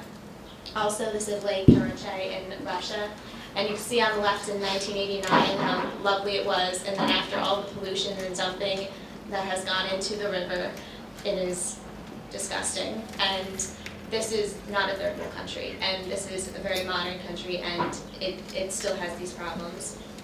And also, this is in China, off the coast of Kinja, China in 2011, and this is a young child swimming in a very sea of algae, and this is unacceptable, and we definitely need to fix that. Thank you, Christina. Madam Chairwoman, honorable committee members, I'm here to talk a little bit about efforts that American businesses have in the progression of clean water. Our businesses here in the United States have stepped up to the plate in working towards the achievement of more clean water throughout the world. They do this through providing aid and as well as physically with their resources providing clean water to many impoverished countries. For example, we can look at Pepsi, one of the largest corporations in this country, who has made tireless efforts within the past at least 15 years towards the achievement of clean water. They have partnered with a program in Africa called H2O Africa to continuously provide aid every year, and this aid goes to help countries such as Mali and Uganda achieve, gain clean water and set up sustainable resources for clean water. Kraft Foods, another large American company, has also committed themselves to efforts in places like India, working in small villages to providing them with sustainable clean water resources. So, if these businesses have put so much money and their efforts and commitment to providing clean water, the question is, why can't our government do the same? Why isn't the United States on the top of the providing clean water, as my colleague over here stated, Carlos, that every year there is an award for countries with the best sustainable practices. Why doesn't the United States have that award? Because we have the resources to do this. What we're proposing is the formation of public-private partnerships to work towards this goal. Businesses have already set an example. We need to follow their example and work with these programs that have been set up already in places like South Asia and Africa, work towards providing clean water, and at the same time take their model, and as we're proposing, do the same kind of partnership with other countries through our intergovernmental organizations. The President, through this Clean Water Act, has the ability to make these agreements and work with these other countries, and we think the United States, for us, as one of the most powerful countries in the world, to really put ourselves on the top, needs to commit themselves further to providing clean water in countries that need it more. And I'm going to further these business points by passing it over to my colleague, Sarah Moriarty. Honorable Committee, we have made clear today that clean water is not just a moral issue, but also an economic issue. My colleague Andreas has made that clear, as well as other teams today. A lack of clean water leads to a lack of health within communities. It leads to a lack of healthy workers and people. Without workers, businesses cannot thrive and expand. And without healthy people, businesses lose markets to sell to. Therefore, healthy communities lead to healthy markets for business. And to have these healthy communities, clean water is necessary. As Andreas just spoke of, many companies are already striving to achieve sustainable operations and working to achieve sustainable communities with clean water around the world. But more needs to be done. Private-public partnerships must be made and must continue to work on these, to work to achieve clean water all around the world. International organizations such as the UN must team up with government as well as private corporations to continue working to achieve and maintain readily available clean water around the world. Thank you. And now I'll pass it over to Mackenzie. Thank you, Sarah. My name is Mackenzie Ferguson, and I will be concluding this panel's testimony today. First and foremost, we would like to thank Madam Chair and honorable committee members for your time here today. Clean water is a natural and non-derogable right. As stated by our forefathers in the Declaration of Independence, we hold these truths to be self-evident, that all men are created equal, that they are endowed by their Creator with certain unalienable rights, that among these are life, liberty, and the pursuit of happiness. We feel that this brief and powerful sentence best exemplifies what the Clean Water Act strives to accomplish. In order to help bring the Clean Water Act into the 21st century and answer the universal demand for clean water, we suggest that Section 101C of the Clean Water Act be altered as to fulfill the needs of all humanity, the environment, and international business community. Water is not only a right, it is a fundamental need for survival, not only for humanity, but the environment as well as business. we propose that intergovernmental agreement to improve clean water compliance and implement the Clean Water Act on a global basis. This includes a Center for Environmental International Law. Those countries who are committing crimes against the environment will be tried in the International Court of Law and if found guilty will face various fines and sanctions. Second, we propose a National Resource Defense Commission where top scientists and environmentalists will go into developing countries and help them regulate their practice for clean water, as well as educate the population on proper ways to dispose of hazardous waste. And finally, we suggest a World Business Council for Sustainable Development, with those countries who are not participating and violate the Clean Water Act would not be able to do business with the United States. These are all valuable solutions that will ensure a healthier, safer, and more beautiful world for all of us, as well as future generations to inhabit, enjoy, and prosper. Thank you for your time. Thank you. Oh, do we have a concluding remark? Yes, and just like we said, there is still hope, and that the clean water and the environment has no president, no senator in charge, no mayor, no country, state, or county lines. It affects all of us. In the country with the most expertise and know-how is trust onto the leadership position. The United States of America should lead, and get the rest of the world to follow to benefit all of mankind. So thank you. Well, thank you very much. That was certainly inspiring, and appreciate your leaving us on a hopeful note. I'd like to defer to some of my colleagues for the first few questions. So you indicated you wanted to speak. What's non-derogable mean? Non-derogable. I mean, non-derogable refers to rights that cannot be compromised. And the difference between inalienable rights is that inalienable rights are rights which cannot be taken away. They can't be compromised. Yes. So these rights can't be compromised. Who told you that? The right.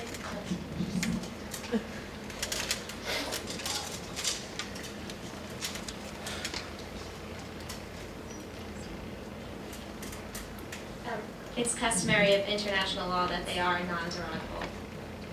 Custom. I'm not going to take too long, except to point out, you're to be congratulated for the grandeur of your ideas. They're grand. They run into a lot of problems like the Constitution. You can't direct the president to enter into agreements. What are you going to do? Put him in jail if he doesn't? Suppose the other side doesn't want to enter into it. There's a treaty-making power. There's also the question, before my friend from Fox News goes off the deep end, of national sovereignty, in which you are, at least partially, seemingly surrendered. They're also essentially saying the United States is going to go around the world and tell everybody what to do. Grand idea. I happen to like it. I think it probably would benefit from some practical understanding of the way governments are structured, sovereignty works, and a more modest sense of who's going to decide what's non-derogable and what's derogable. Well, just in reference to that remark, I'd just like to say that the intergovernmental agreement is our idea is based on a mutual agreement between the nations. It's not just the United States telling them what to do. Yeah, but if they don't agree with what we want, they can't do business with it. And they go to court, some court that's going to tell them what to do. Brave new world. My colleague. Thank you, Madam Chair. I commend you for your suggestion there. I see that you propose amending Section 101, and Section 101 already directs the President to undertake some action. And I guess the only question that I have for you is, in fulfilling that duty, do you think it's a good idea for Congress to provide the President with some carrots and sticks so that he or she might be able to deal with the foreign nations as you were just discussing?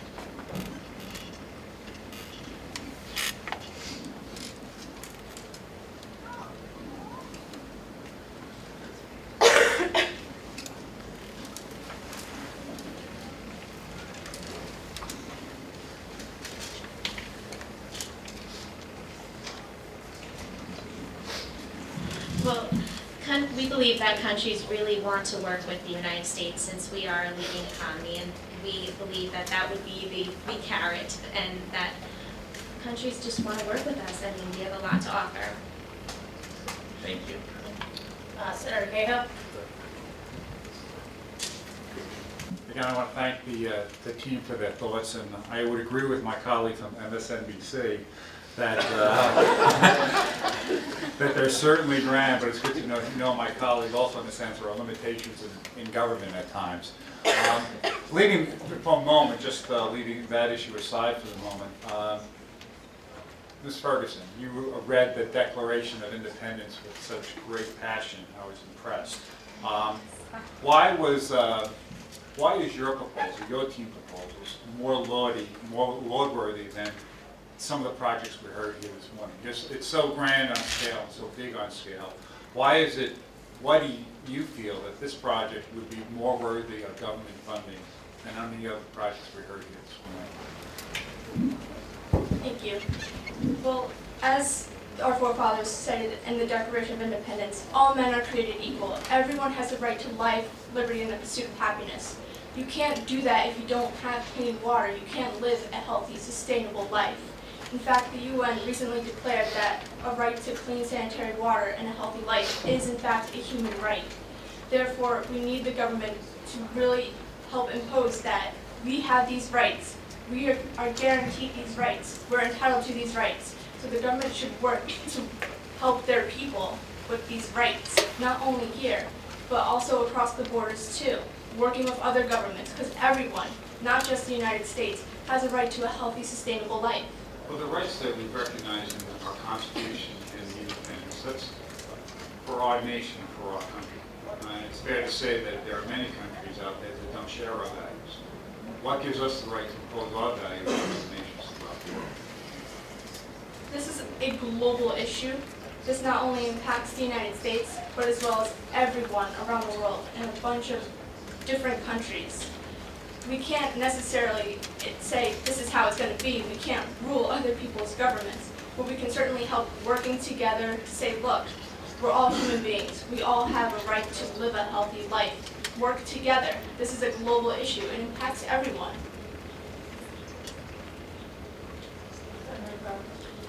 Yeah, I was thinking as you spoke that traditionally international environmental conventions and treaties and organizations have dealt with problems that in the environment like fisheries depletion or oil spills that have significant potential to affect us directly.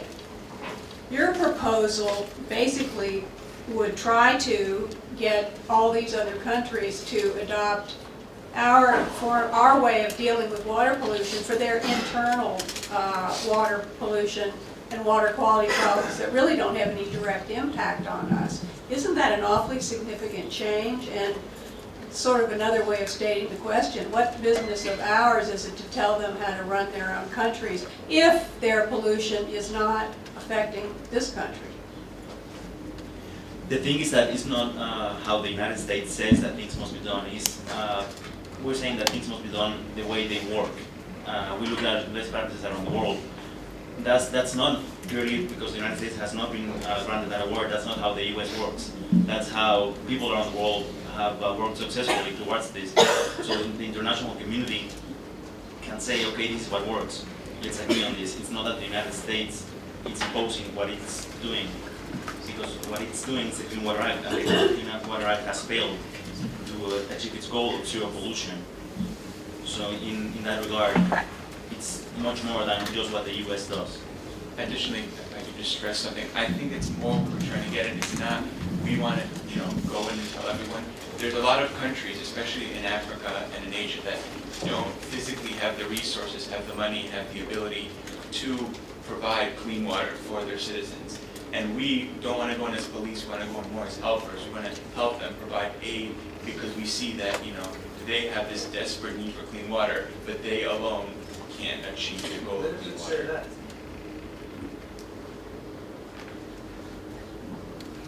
While the team seeks that reference. I mean, in the intergovernmental, once again, for example, for the business side, we can model ourselves after companies that have already taken the initiative to go into Africa and follow this.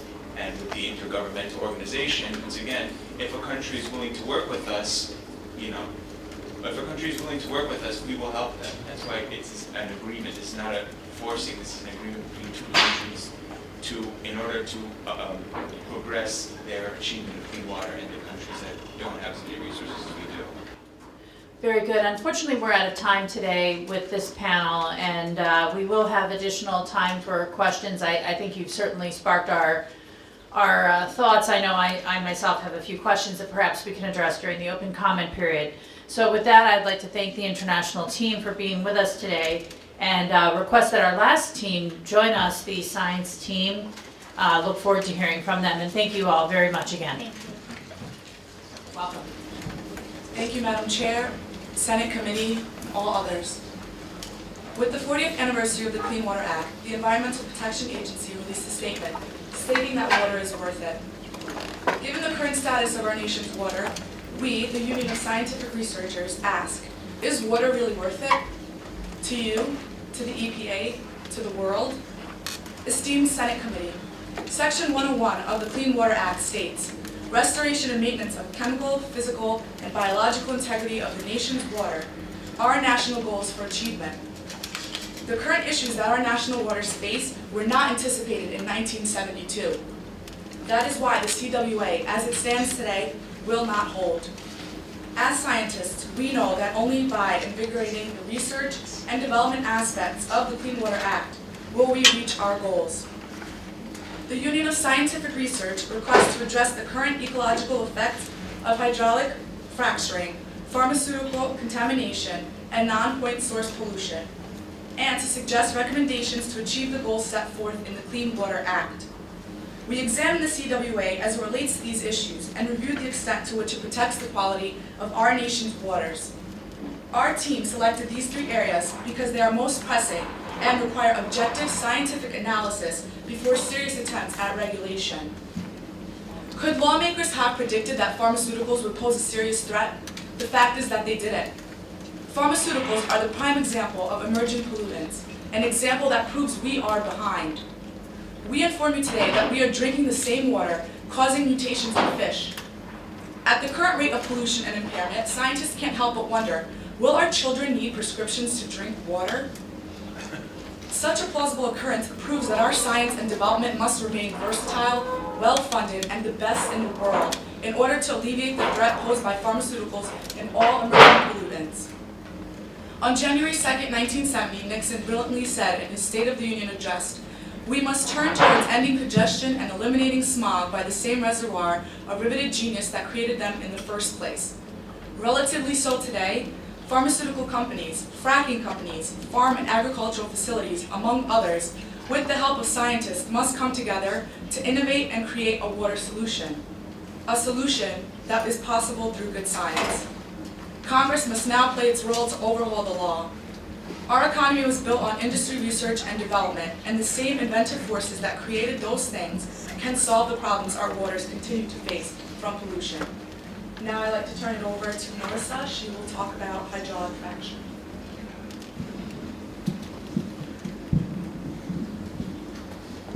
To those who do not know, hydraulic fracturing is a process used 9 out of 10 natural gas wells in the United States to pump billions of gallons of water, sand, and chemicals into the underground to break apart the rock and release gas.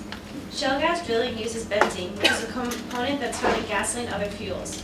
Benzene can cause leukemia if an individual is chronically exposed to it. Long-term exposure can affect bone marrow and blood cell production. Short-term exposure can cause drowsiness, dizziness, loss of consciousness, and even at fatal, worst-case scenario, death. The concern with hydraulic fracturing is the possible spill or leak of chemicals of waste and discharge that may enter our waterways.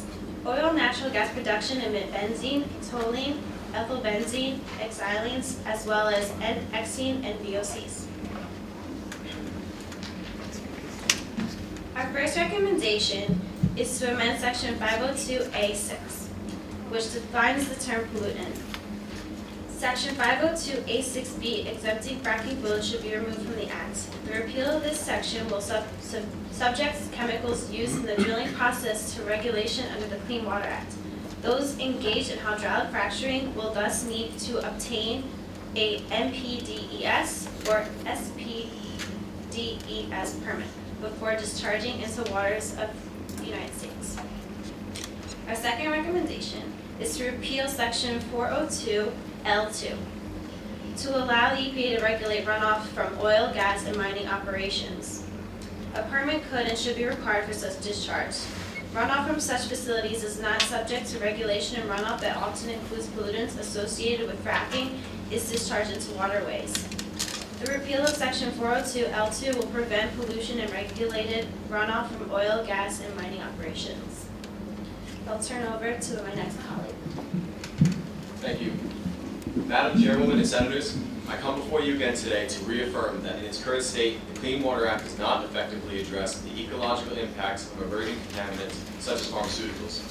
Although the side effects of pharmaceuticals at medical doses are well known, there is very little scientific data about the synergistic effects of these chemicals, making it a complicating factor in this equation, especially because of the simultaneous presence of a myriad of other pharmaceuticals in the same environment. This is why we recommend the support of scientific research that studies the cumulative and synergistic impacts of pharmaceuticals on the environment. The goal of the research is to better understand and prevent potential risk from these chemical cocktails. In order to carry this out, we propose an amendment to section 104 that provides research, investigations, training, and information specific to pharmaceutical pollution, as well as an amendment to section 105 that will provide funding for this research. The next issue with pharmaceutical pollution is treatment. Research shows that concentration of most pharmaceuticals to be at fairly low levels, yet strong scientific evidence affirms that even minuscule amounts of endocrine disruptive compounds can trigger powerful hormonal shifts that deform male fish's reproductive organs, along with any other unknown effects. Current wastewater treatment plants are not equipped to effectively remove pharmaceuticals, allowing these chemical substances to accumulate and negatively interact with critical marine habitats. An increasingly prevalent impact is the intersex of fish, which is when male fish exhibit female characteristics such as carrying eggs. To address this issue, we recommend that section 304D relating to secondary treatment should be amended to include a specific provision requiring the administrator to promulgate guidelines for identifying and evaluating innovative pollution systems for the removal of pharmaceuticals and the degree of effluent reduction that is attainable through such treatment. The grant program should be used to aid in the implementation of these expanded secondary treatment standards. The funding for such a program should come from fines collected by the Environmental Protection Agency. It should also be stressed that the retrofitting of treatment plants to remove pharmaceuticals from wastewater by means of practices such as reverse osmosis or membrane bioreactors should be encouraged by the federal government through a modernized grant program to the states. We believe that such grant programs should be modeled on the grant program described in subchapter 2. This program was widely successful in assisting state and local governments in the construction of treatment plants.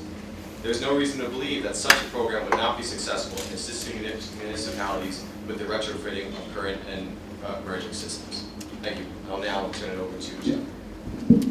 Thank you, Connor, and good morning again. Although we largely focus on agricultural runoff to demonstrate non-point sources, we remind you that non-point source pollution is a multifaceted issue. All you have to do is stand out in the Kessel parking lot in heavy rain, and you'll know. Numerous chemicals drain out to our local rivers, lakes, and streams where millions of Americans get their drinking water. Despite this, there is an alarming lack of regulation of non-point source pollution.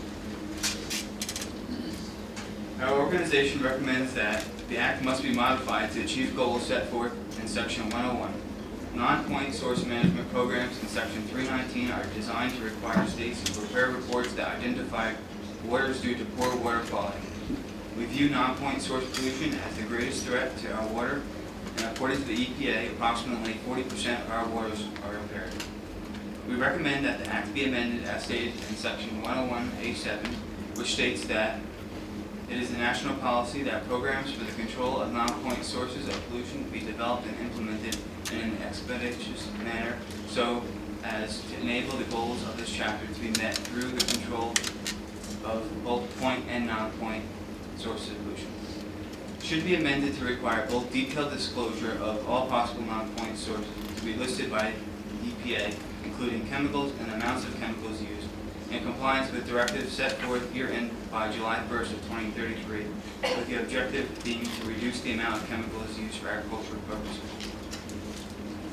By the deadline of July 1st of 2033, we will develop a clear definition of non-point source pollution and come into compliance with the goals of the Act. The first 10 years will be devoted to research and development, collecting data, and enforcing strict EPA standards. The second 10-year period should be devoted to cleanup and removal of as much non-point source pollution as possible. Reverse osmosis and wastewater treatment plants will eliminate bacteria through various methods, and one being the activated sludge process.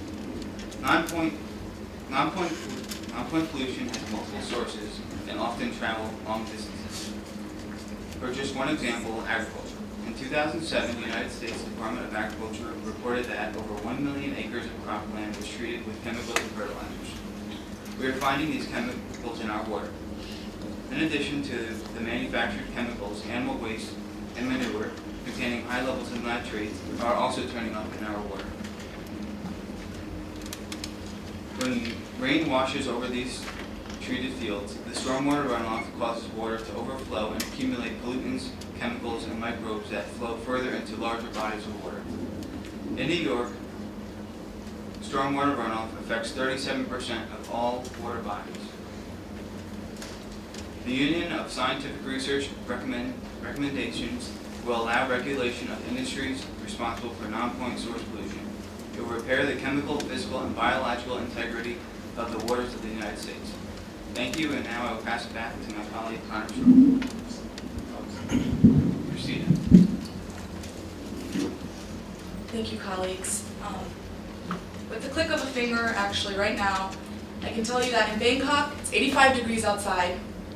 The dew point is 74 degrees Fahrenheit. The humidity is 69%. The visibility is 6 miles, and the wind is at 7 miles per hour. But I could not tell you what's in that cup of water. Why is it that we've wasted billions of dollars on creating an international weather network, but there is no way to tell parents if the water their children are swimming in is safe? To test beach water for pollution, it takes 3 days. 3 hot days that your children will swim and swallow what looks to be safe water, but might just be contaminated. As the technology team and the education team voiced earlier, our recommendations are similar. They are connected. They are not so radical that they are impossible. We need to refocus our energy, our funding, our brain, and our manpower. Our recommendations are very focused on innovation, science, research and development, and technology and funding. Our plans will contribute to job creation and learning that will transform our market, one focused not simply on making another dollar, but on a future that includes safe, clean, and drinkable water. American ingenuity and innovation is like no other in the world. We have the engineering, the science, and the expertise to end water pollution, but our federal law and national policy on water is one that requires reformation. Congress needs to jump in and overhaul the law so that we as scientists can produce the ground-breaking research and results we all desperately need. The Clean Water Act is 40 years old. We've had 40 long years, and our joint goals remain unmet. Mirroring Madam Chair's concern this morning, we wish we could boast about the science and development over the past years, but we cannot. It's time to act. The Union of Scientific Research is sure that our recommendations will help states and communities plan and implement effective programs to clean up backlogs of water pollution and to do what lawmakers set out to do. Let us imagine that today we catalyze momentum and create a vigorous pace of innovation, creativity, and serious anti-pollution law and procedure that allows for scientific action. Let us imagine then, and only then, what we could boast about in the years to come. Thank you, and we are honored to open our testimony to the Senate and the Chair for any questions or concerns. Well, thank you very much. That was also a very compelling presentation, raising some very important issues. I would like to turn to my colleague, Senator Carruthers. Would you like to ask the first question, or shall I turn to another? Okay. Now, I thought you selected very important issues to focus on, although some of your recommendations had to do with science and some of them had to do with things like jurisdiction. So I'm kind of looking here. Is it your position that we don't know enough about non-point source pollution and runoff, like from farms, that we need 20 more years to set standards and enforce it? That's the way I read the last part of your testimony. And again, you know, as a person who has experience in industry, we've sort of felt that, that the agricultural folks have gotten a free pass already for 40 years. You know, I'm not interested in giving them another 20, so what is your thinking there? Well, in the last 40 years, science has advanced dramatically, and since the 1970s and 1980s, our current knowledge and techniques make compliance by 2033 possible. Well, I should hope. Thank you. All right, I'll turn to Senator Cahill. Thank you again for your presentation. Down in Texas, they have a saying, drill, baby, drill. Texas is one of the fastest growing economies in the state. Ourselves, along with North Dakota, have boomed over the last several years, and much of that has become because of hydraulic fracturing. So I'd like to ask Ms. Ponte about what your proposed regulations, what are they going to do to the economic growth that we've enjoyed in my home state of Texas?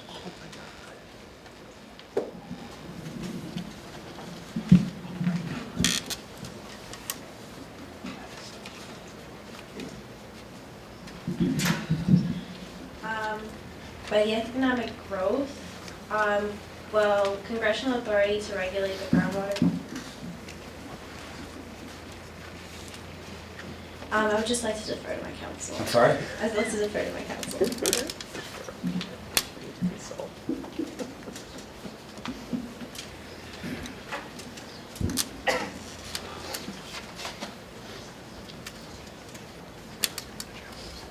If I could just also remind the body that there are also many economic risks that come along with hydraulic fracturing. So that come along directly from contamination of groundwater. So if there was a contamination, it would cost a tremendous amount of money to treat that water, and to fix the problem would most likely outweigh any profit that you can gain from hydraulic fracturing. So I'd like to bring that point to. Can you point to one instance where that's been the case? I do not have a specific case study, but I know there are specific cases in Pennsylvania. There have been a few, but I can absolutely get a report on your desk. I'd like to hear a specific case in which the entire industry's value to the U.S. economy has been outweighed by violation in a particular instance.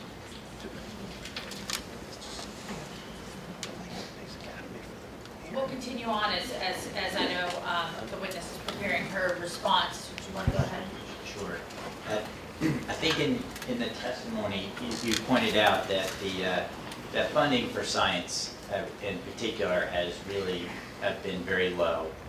And I would just ask, do you have any suggestions for either where to divert existing funding from, or would you like to see a Congress authorize new funding for scientific research? Yes. Well, the major costs from non-point solution stem from contamination of waterways and drinking water sources that require remediation. So preventing this will pay for itself. And we'll also be able to set up from uncollected penalties and violators. We'll be able to use that and use that towards funding. The position of the gentleman from Texas is essentially nothing catastrophic has happened yet, so we don't even have to ask any questions about the safety and efficacy of the use of benzene in fracking. As I understand your proposal, it is simply that it get reviewed like any other pollutant would get reviewed as to the discharge into the waters of the United States. And I would just suggest to you that the answer given to him was fine and dandy, persuasive of anybody who thinks that the rule of law is better than gambling with the future health effects of the people of the nation. With all due respect, that was a comment rather than the question. Just want to clarify for the record. Yes. Ms. Aponte, did you want to further elaborate? Just to answer your question, it will subject hydrofracking fluid to the current law, requiring a permit to discharge it. It wouldn't affect it economically. Question was, what impact would your proposed changes to the Clean Water Act have on the economy and the industry? My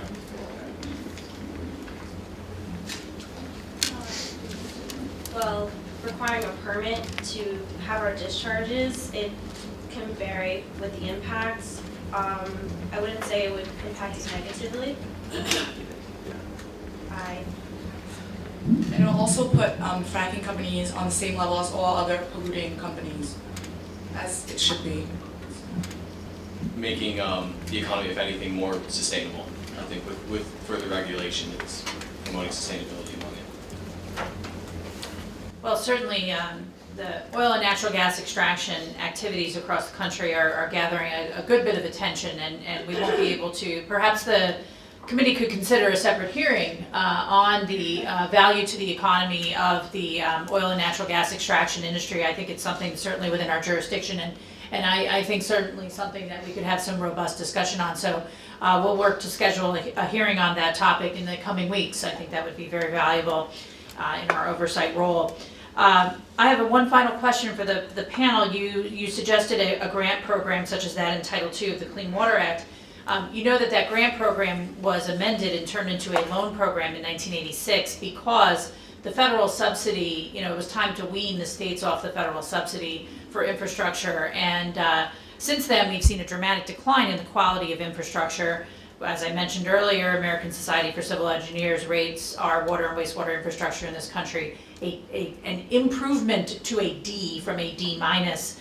So I would like to ask why you think a grant program, which means a gift of the money, no repayment, rather than a loan program, is the appropriate step forward when we've already seen that a bit of an incapability to maintain the infrastructure that we're paying for as taxpayers.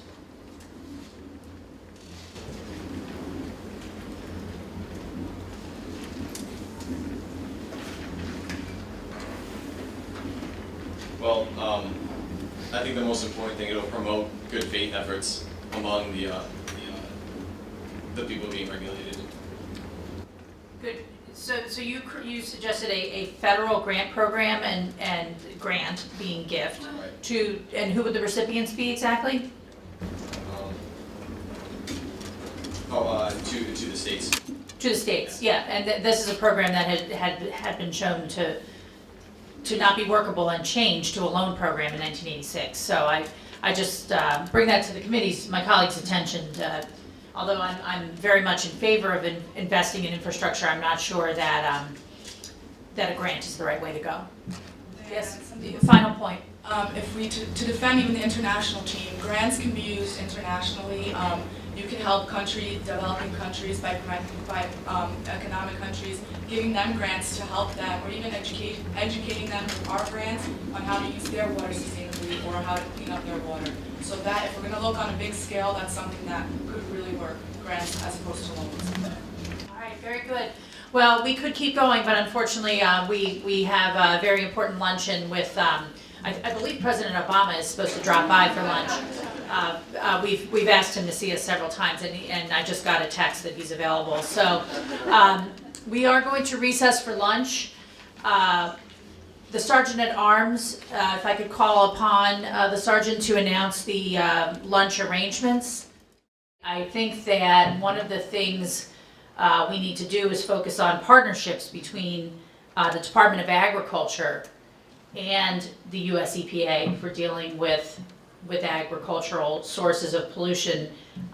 Nutrient impairment is a top water quality problem in this nation. The agricultural community wants to do things voluntarily. They have a lot of voluntary programs through USDA. Those programs are very well funded by comparison to US EPA programs, and so I think we really need to reflect on the intersection between those different agencies, and as they say, follow the money. If the money is at US Department of Agriculture, let's find ways to direct some of those sources of funding to some of the water quality problems that are facing us. And a final theme that I heard that I think we're struggling with is sort of roles and responsibilities, appropriate roles and responsibilities. Certainly the US does want to be a global leader. We are not always a global leader on the environment. We are often overshadowed by other countries. Australia, South Africa has a constitutional right to water. There are other countries that have rights to water. We're not there, and it may not be the appropriate choice for us, but I'd like to reflect a lot, and I'm a little bit concerned that some of the proposals may have been beyond the proper authorities of the federal government both overseas, in terms of our role overseas, as well as our domestic roles, and potentially infringing on the freedom of property use and other functions at the state and local level. But I do think that for my state, I'd like to emphasize that I think the presentations on science and technology are absolutely right on. We need to start using that science and technology to make a difference. With the wealth of information we have, we should be applying it. So those are some thoughts that I have from the presentations, and I'll turn it to Senator Cahill. We'll work our way down. Thank you, Madam Chair, and I join you in thanking our participants in this very informative and worthwhile panel. Just again, from where I'm sitting, where I'm coming from, as far as a representative of the folks in Texas, a couple things that I found very promising and a couple things that, frankly, from our perspective, would never fly. The idea of expanding the role of the federal government and expanding the authority of the EPA in Texas, that ain't going to happen. We'd rather, it's for us, the EPA, it's like going up against the Oklahoma Sooners in football. We're out there beating their heads every day of the week. And so the idea of giving them expanded authority is something that would not fly at all in Texas. The other issue is the role of the state government versus the federal government. I heard a lot about further empowering the federal government today from the environment to education. And again, we believe in states' rights, and we want to find ways to have states continue to be the laboratories of development and technology, as opposed to relying upon the federal government for solve all of our problems. On the positive side, the talk about streamlining government, making it more efficient, coming up with technology advancements through competitive processes, public-private partnerships. Those are ways we see we get investment from the private sector, we get jobs in the private sector, and at the same time, achieving those goals of a cleaner environment for our country. So I really want to again thank all of you for participating. But again, my goal here as a senator from Texas is to make sure that we can pay for things. That's the other piece I would bring up in today's hearings. We had a lot of good ideas, but we got to find a way to pay for all those great ideas. And money's not free, even in the U.S. government. You got to pay for things.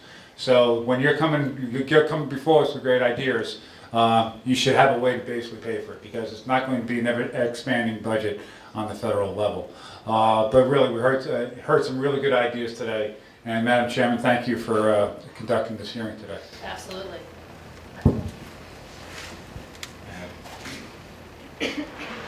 Thank you, Madam Chair and fellow panel members. It's been an honor to serve here today and listen to the great testimony of the panel's witnesses and the individual witnesses.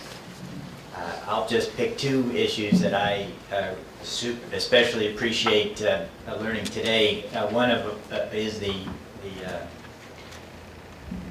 strange fate of the goal to eliminate pollution, point source pollution, and what that's meant to all of you, and has given me a great deal to think about as I try to go back and convince my colleagues what that goal should be in the future. And the second thing is that I'd never really paid too much attention to on the Water Committee was your connection of the Clean Water Act to public health, and especially drinking water. And I never really had the opportunity to focus on that issue before, and I'm going to work really hard with my colleagues to see if we can't put something in the Clean Water Act to make sure that it does more for the protection of public health and especially drinking water. Thank you. I want to thank the chairwoman for her brisk and fair conduct of the hearing, to my colleagues for their almost always thoughtful comments, and to Senator Cahill for his.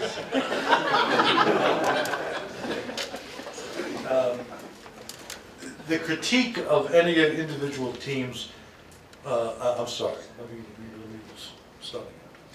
The testimony was uniformly professional and uniformly well prepared. It was extraordinary.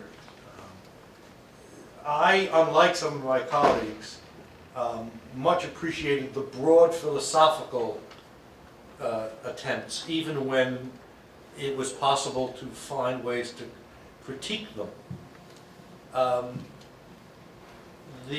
am, for example, infinitely less concerned about this bogus issue of states' rights, which has been a constant theme from reactionary forces in United States history to stop progress, and apparently remains so.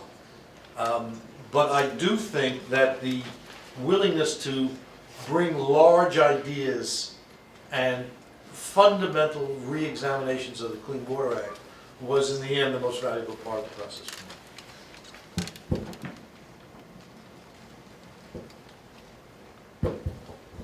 Well, I thought the panels gave us a lot of good ideas and information to chew on and to think about in terms of where the Congress should take some action and where EPA should be encouraged to take it. I think some of these actions, for instance, some of the really, I thought, very constructive ideas about technology, the agency can undertake on its own, maybe shift some money around.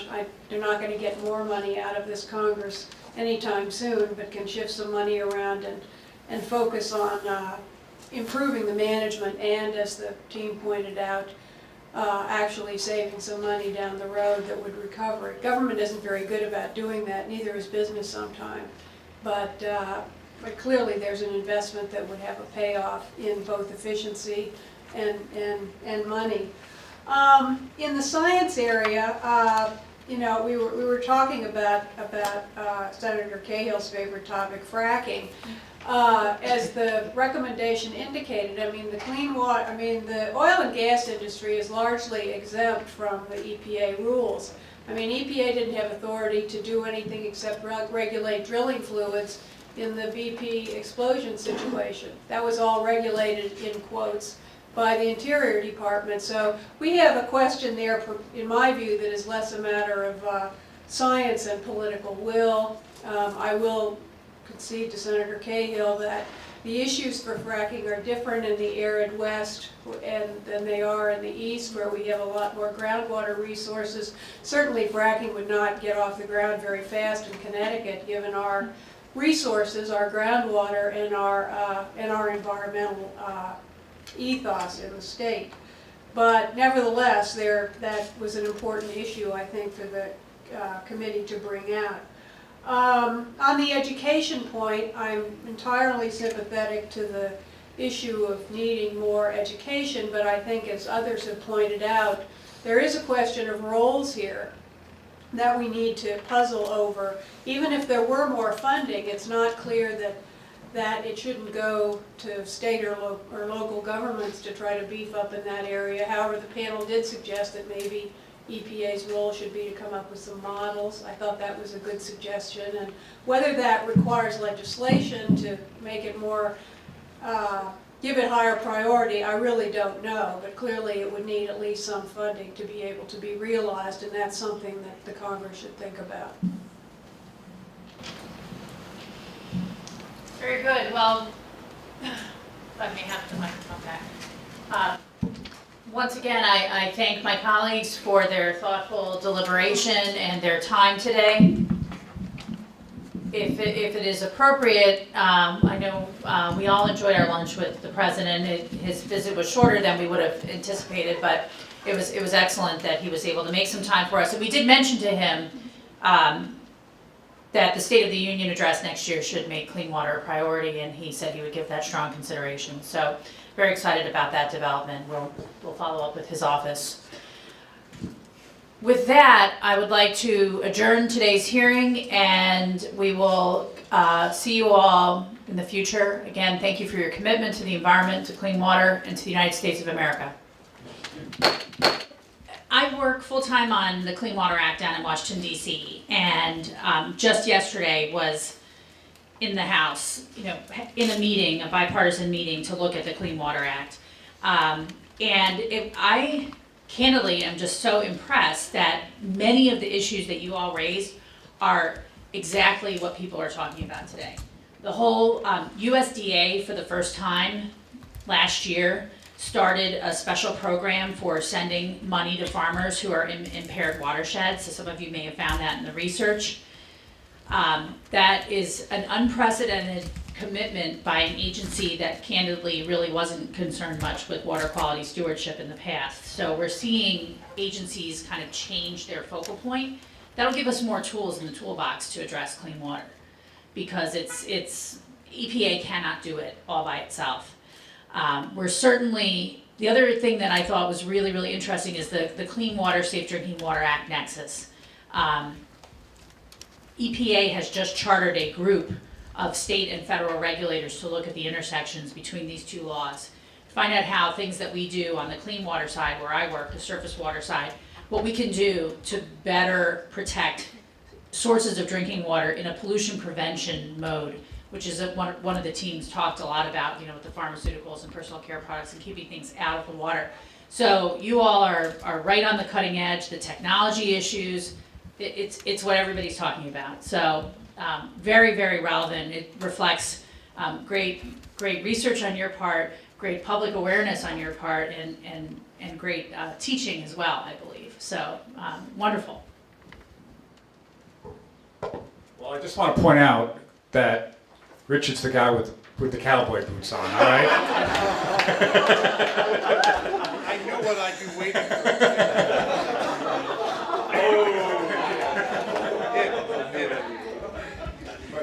So seriously, it was actually kind of fun playing the role of the crazy Texan. And the reason what I was trying to do by making that point is that when you do try to lobby for a bill and issues like the Clean Water Act, the rest of the country doesn't always share our sensibilities in politics, even Republican and Democrat.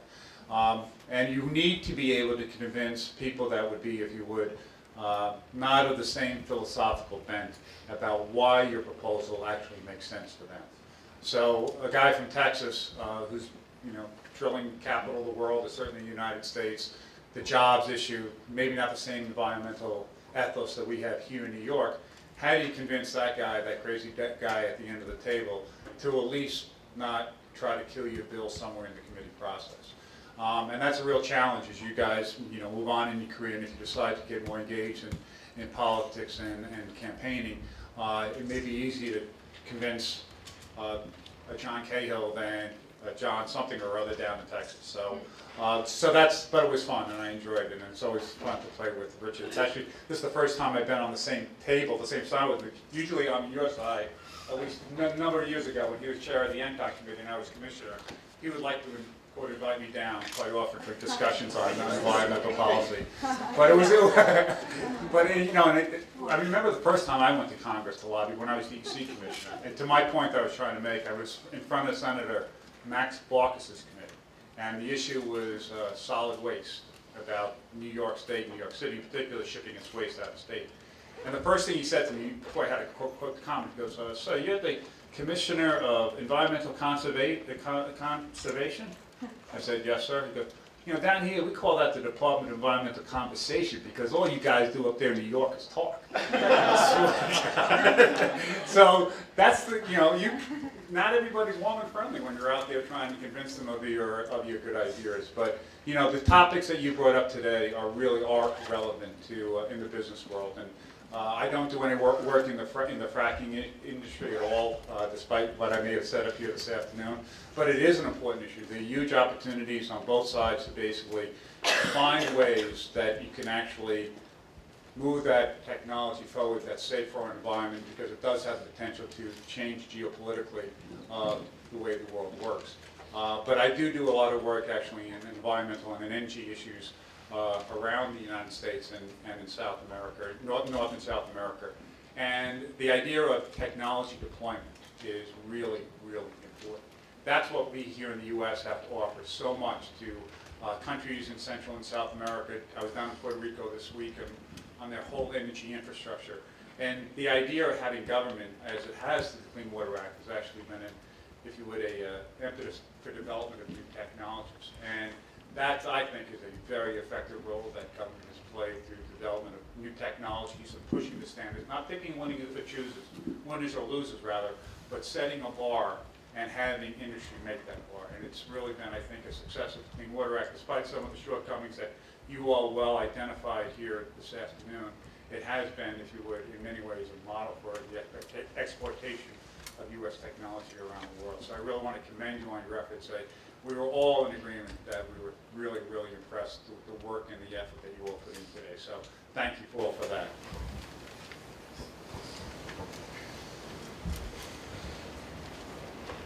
I did get to go to Washington a few times to lobby or to ask Congress to do something. I was working for Mr. Cahill at the time, who, by the way, was one of the best commissioners ever of the department. He had more fun with the guy. Yeah. And I also got to testify before Mr. Brazzi's committee also. But when we went to Washington, it was to ask for some funding. And it was in the context of the New York City drinking water supply. And it was right after the watershed agreement, which was put together and finalized sort of in 1997. And we had to go and ask for a change in priority. It was a pot of money that was typically distributed every year by Congress. And the members on the committee really feel like they own that money. And they really decide how to cut it up in the country. And so we went down and asked for some set-asides, if you will, for New York City's water supply, actually for implementation of the watershed agreement. And we were able to convince them that the drinking water supply for 9 million people, as well as a lot of people upstate and to live in the watershed, was a valuable thing to invest in. And so we were lucky. You don't always have a water supply for 9 million people that you're asking money for. Many times you go before state legislators and federal legislators and you're representing a client and they may have a very narrow interest. So we were lucky, and especially it was in a time, I think, when funding was a little bit easier to come by. So all of that you have to keep in mind when you try to, especially when you go ask for changes in the law that require either the spending of money or actually the giving of money. But I was extremely impressed by the work that you all put into this, especially as undergraduates. I don't think any of my contemporaries ever did anything as extensive as this or as well. And so you should all be highly commended, and as well should Pace. I think you're an alum of law school. So I would just like to commend the program that you guys have here. It's really extraordinary, and I don't do much environmental work anymore, but in terms of the advocacy, you are becoming very good advocates, and so all the best to you as you go forward. Thank you. Well, I certainly second the comments about the quality and energy of the presentations today. I thought, excuse me, I thought it was really time very well spent for our quote committee as well as for all of us personally. If you've read my bio, as you probably know, I've sat in most of the chairs, federal, state, 2 companies, and running a nonprofit. I try to be fair and balanced, but I'm actually fairly opinionated. And, you know, I think not only representing my old business hat, but the issue of when we're actually going to get serious about doing something about agricultural pollution is finally, I think, Alex, you know, coming to the surface. And one of the things that's interesting in our environmental regulatory history is, you know, we expect business to pony up and comply and pay money to put on the necessary controls. Agriculture, they expect us to pay them. And the fact is, we're already paying them massive amounts of money in terms of farm subsidies. And my view, my policy view is we ought to get something for that. And what we ought to get is best management practices of runoff. in return for the farm subsidies. We shouldn't have to give them any more money, so I am a little opinionated on that score. They tend to be very powerful because everybody always thinks it's, oh, little mom and pop. I don't know whether you know Grant Wood's picture, American Gothic, the painting of the old couple standing in front of the farm. I mean, it's from the 30s or 40s. That's what people think of, but actually we're talking Smithfield, we're talking Tyson, we're talking Cargill, we're talking big agribusinesses. And,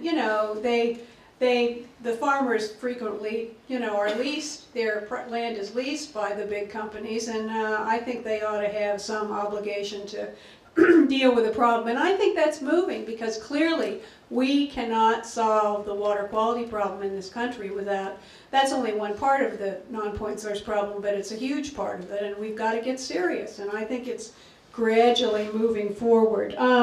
One of the questions that many of your comments surfaced, whether it was health or science or some of the, or even international, is the relationship between drinking water, clean water, and water pollution. And there is one, and I remember years ago when I was at EPA in Boston, I called a meeting in Rhode Island. I was overseeing the New England states, and I asked that the head of the Water Pollution Control Program and the head of the State Drinking Water Program, which were in two different departments, come. They had never met. And it was just, that's a long time ago, but it was just kind of symbolic of the fact that it's very easy and you have to fight all the time not to get stovepiped. And one of the things that we have to do, and some of your comments really kind of highlight that problem, we have to look more broadly at the water resource and what's being done to protect it and for multiple important uses. Let's see. The only other thing I want to say is that although I didn't necessarily agree that we should have zero discharge in 2033, the issue of goals I think is terribly important, and I think it's a weakness of the Clean Water Act. We talk about fishable, swimmable. That at least is something that you can imagine what that might look like. But there are no deadlines, no timetable, really. I mean, there is the goal for zero discharge, which for reasons I alluded to, I think is not totally helpful as a goal. But I do think we need goals. It would be great if EPA would set goals saying we're going to reduce non-point sources by 50% in 10 years. Now that's a goal, and it's something you can track and you can measure.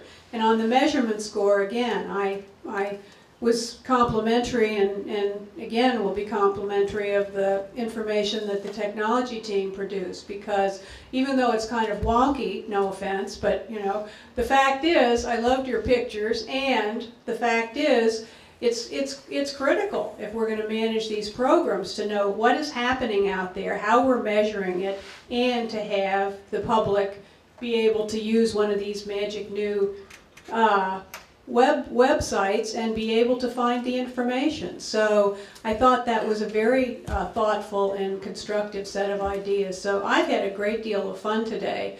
And again, I join the others in complimenting you on a very capable and professional and informative set of presentations.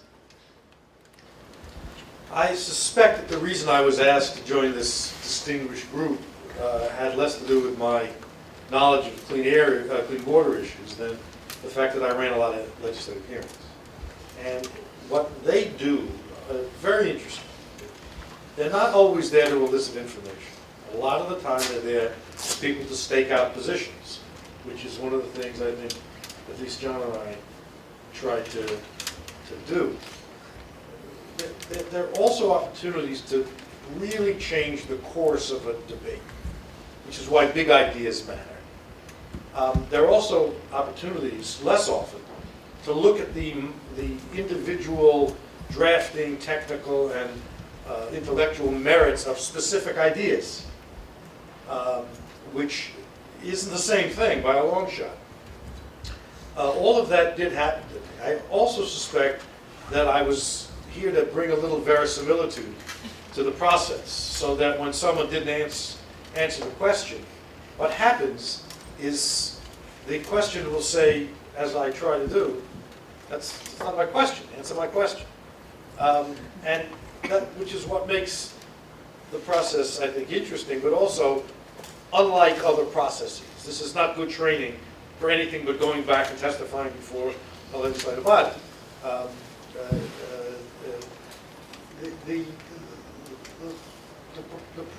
The presentations were uniformly good. They were intellectually sufficient and they were technically sufficient. The oral presentations were good. Every team needed a house skeptic and didn't have one. There were things that you missed that you shouldn't have missed. And the reason was because everybody had the same idea. I doubt there was a lot of challenge to the premises going on as these things were being put together, and that's very badly needed. Even if you're working by yourself, you need to say, what's wrong with this? Where does this go off the tracks? What did I miss? And not just sort of double down on what you think is most persuasive. And when you're sitting up there, it's easy to see the holes. And sometimes when you get nailed, you do what a lot of you did today, which is deny it. You know, what chicken? I mean, it's just, you know, no. And sometimes it's useful to say, you know, we missed that. That's harder to do when this is the first time you've done it, but there's an art to this that requires you to be self-critical before you get up there and aware of what you're doing. But for undergraduate, first time, people working hard at something like this, couldn't have been better. So thank you for that feedback. I think everyone here really deeply appreciates that you all took time out of your very busy schedules to be with us today. And not to mention how esteemed you all are in your careers. I think John ran the numbers and told me it was something like a collective 130 years between us panel members. It's almost 2 centuries. But yeah, Judge Bruning's court is up in Utica, and Leslie Carruthers came from Connecticut, and Alex Dunn came from DC to be with us here today. So, I mean, this is really a clearly committed group of people who are committed to applied learning, which we did clearly today, and on the future of water. So again, our sincere thanks for joining us today. On that point, and I can only speak for myself here, but the reason, whatever, I'm happy to be here today is not only because I love to see PACE succeed, particularly on environmental issues, but you folks have teaching you, in my opinion, probably the most effective environmental advocate that I have ever worked with. John Cronin was an amazing guy. I'm serious, he was an amazing man and advocate for the Hudson River and for environmental purposes. And he was amazing because of his intellect and because of his sincerity and his passion. And he made a real difference, continues to make a real difference. But certainly during my tenure as Deep Sea Commissioner and working for the governor and the executive chair, I can say there was no more effective advocate on the environment, for that matter, probably any than John. And so you are all very lucky to be having him as your mentor in this program.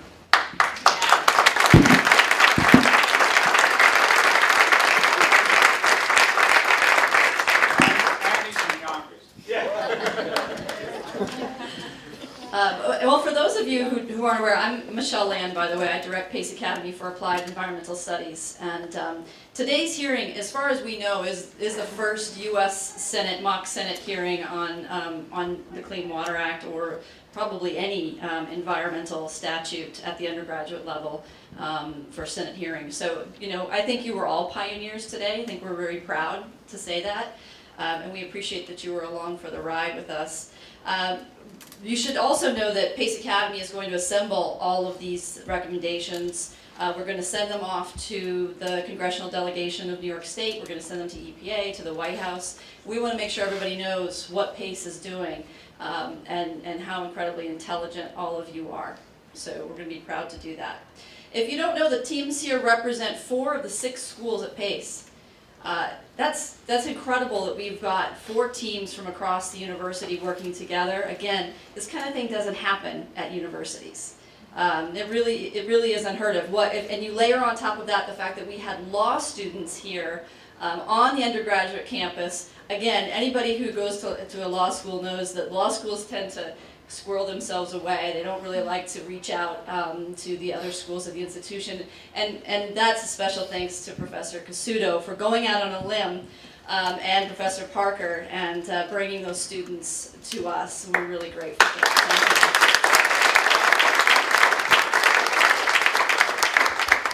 So I wanted to sort of piggyback on John Cahill's comment. You know, this was John Cronin's vision. Many of you may know that. But this is something he's been talking about for a couple of years, is doing a mock hearing like this. His Clean Water Act expertise, his advocacy expertise, and his knowledge of legislative policy making, it really made this happen. So we are indebted to you, John, for all of your incredible commitment to the idea. Now, no vision can be realized unless you've got a team who can carry it out, right? John's vision could go on forever if we didn't have Caroline Craig, who every single person in this room has been touched by over the last few months. And Caroline, you really showed an incredible dedication and commitment to this initiative. You've been wonderful.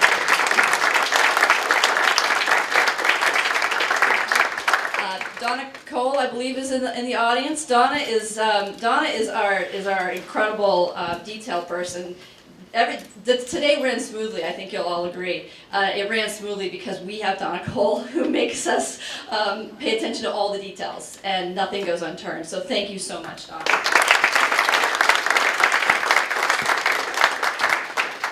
Okay, here's the most important part of the day, right? We're going to hear how everybody did. We're going to hear from. Well, actually, I'll go ahead and if I could, speak to the committee's deliberations before you came back in. They had a really hard time picking a winning team. We forced them to pick one winning team. It was hard for them to do. There was a lot of back and forth, so I would tell you it was not an easy decision. But I'm going to call up the winning team, and it was public health. Public health won with Alicia Vida, Tanya De Palma, Sasha Raphael, and Connor Strong. Their attorneys were Stephen Gavin and Jessica Ingersoll. If you could come up, please. Congratulations.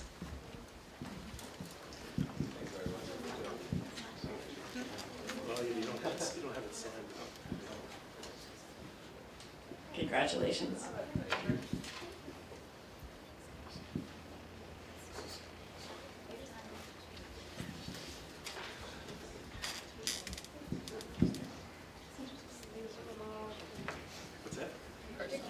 Yeah.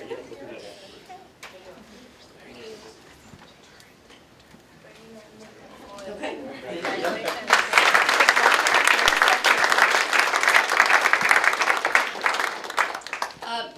We also asked the Senate committee to agree on a best oralist, and I am proud to call Greg Costello up as the best oralist for the board.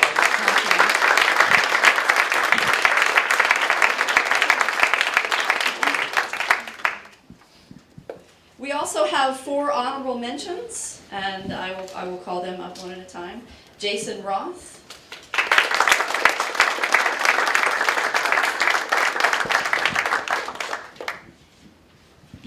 Christina Furman.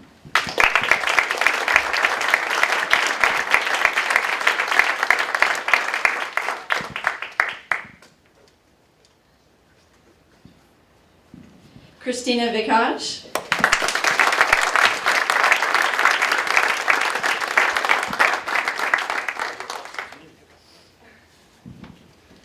And our last honorable mention is James Ward.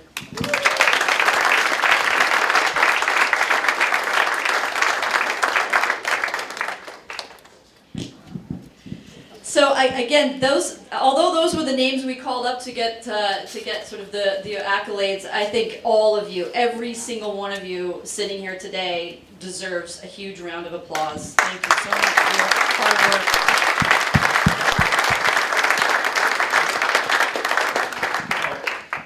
Yeah, well, listen, I think I worked with just about every one of you, right?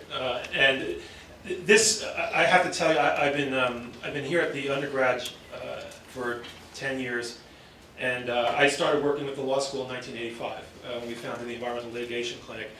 And I have to tell you that this is the most fun I've had teaching since I got involved with the university. This was great because of the opportunity to work with all of you on such an important issue in such an important way, but also because you really were part of a groundbreaking brand of education that we're going to be launching here very intensively at Pace University. I know the law students know, and our law professors know, that just the law students working with the undergrads was to, leap across an extraordinary moat. And to watch you work together, for me, was very, very inspiring. And I hope, I'll say this openly, I hope this message goes back to White Plains. Everything that we heard here today, including from one of your most distinguished alums, and the former director of your environmental law program, that this is something that has to continue. And the privilege that the undergrads had to be represented by law students as counsel, every one of them really enjoyed and appreciated that privilege. So I thank you all very much for extending yourself. And I have to tell you that our committee members were shocked to find out that not one of you is getting full course credit for anything you did. For those of you where this was part of your course, it was a small part of it. It was a fraction of it anyway. But to them, it seemed like you were completing a 3-credit course to do this at all. So this is actually our vision for the future, is that this might become a permanent program that's actually run like a course across all the schools. So any students who want to support that idea, they do listen to students. I invite you to voice that support. So thank you very much, and thank you again to, I've had a chance to, work with almost everybody here, but now I've had a chance to work with everybody, and with John and Glenn and Alex and Richard, these are 4 of the people I've learned the most about environmental law and policy from working with them directly, and it's been an extraordinary privilege. I've also had the opportunity to testify in front of Richard when he has said things like, number your pages next time. Okay? That's what made him such a great chair. No little thing went unmentioned.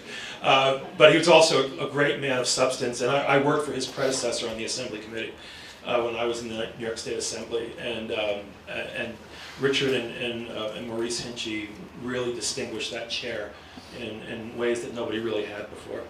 So it's so great to have you here. And Glenn mentioned the trip to Washington, which I was on.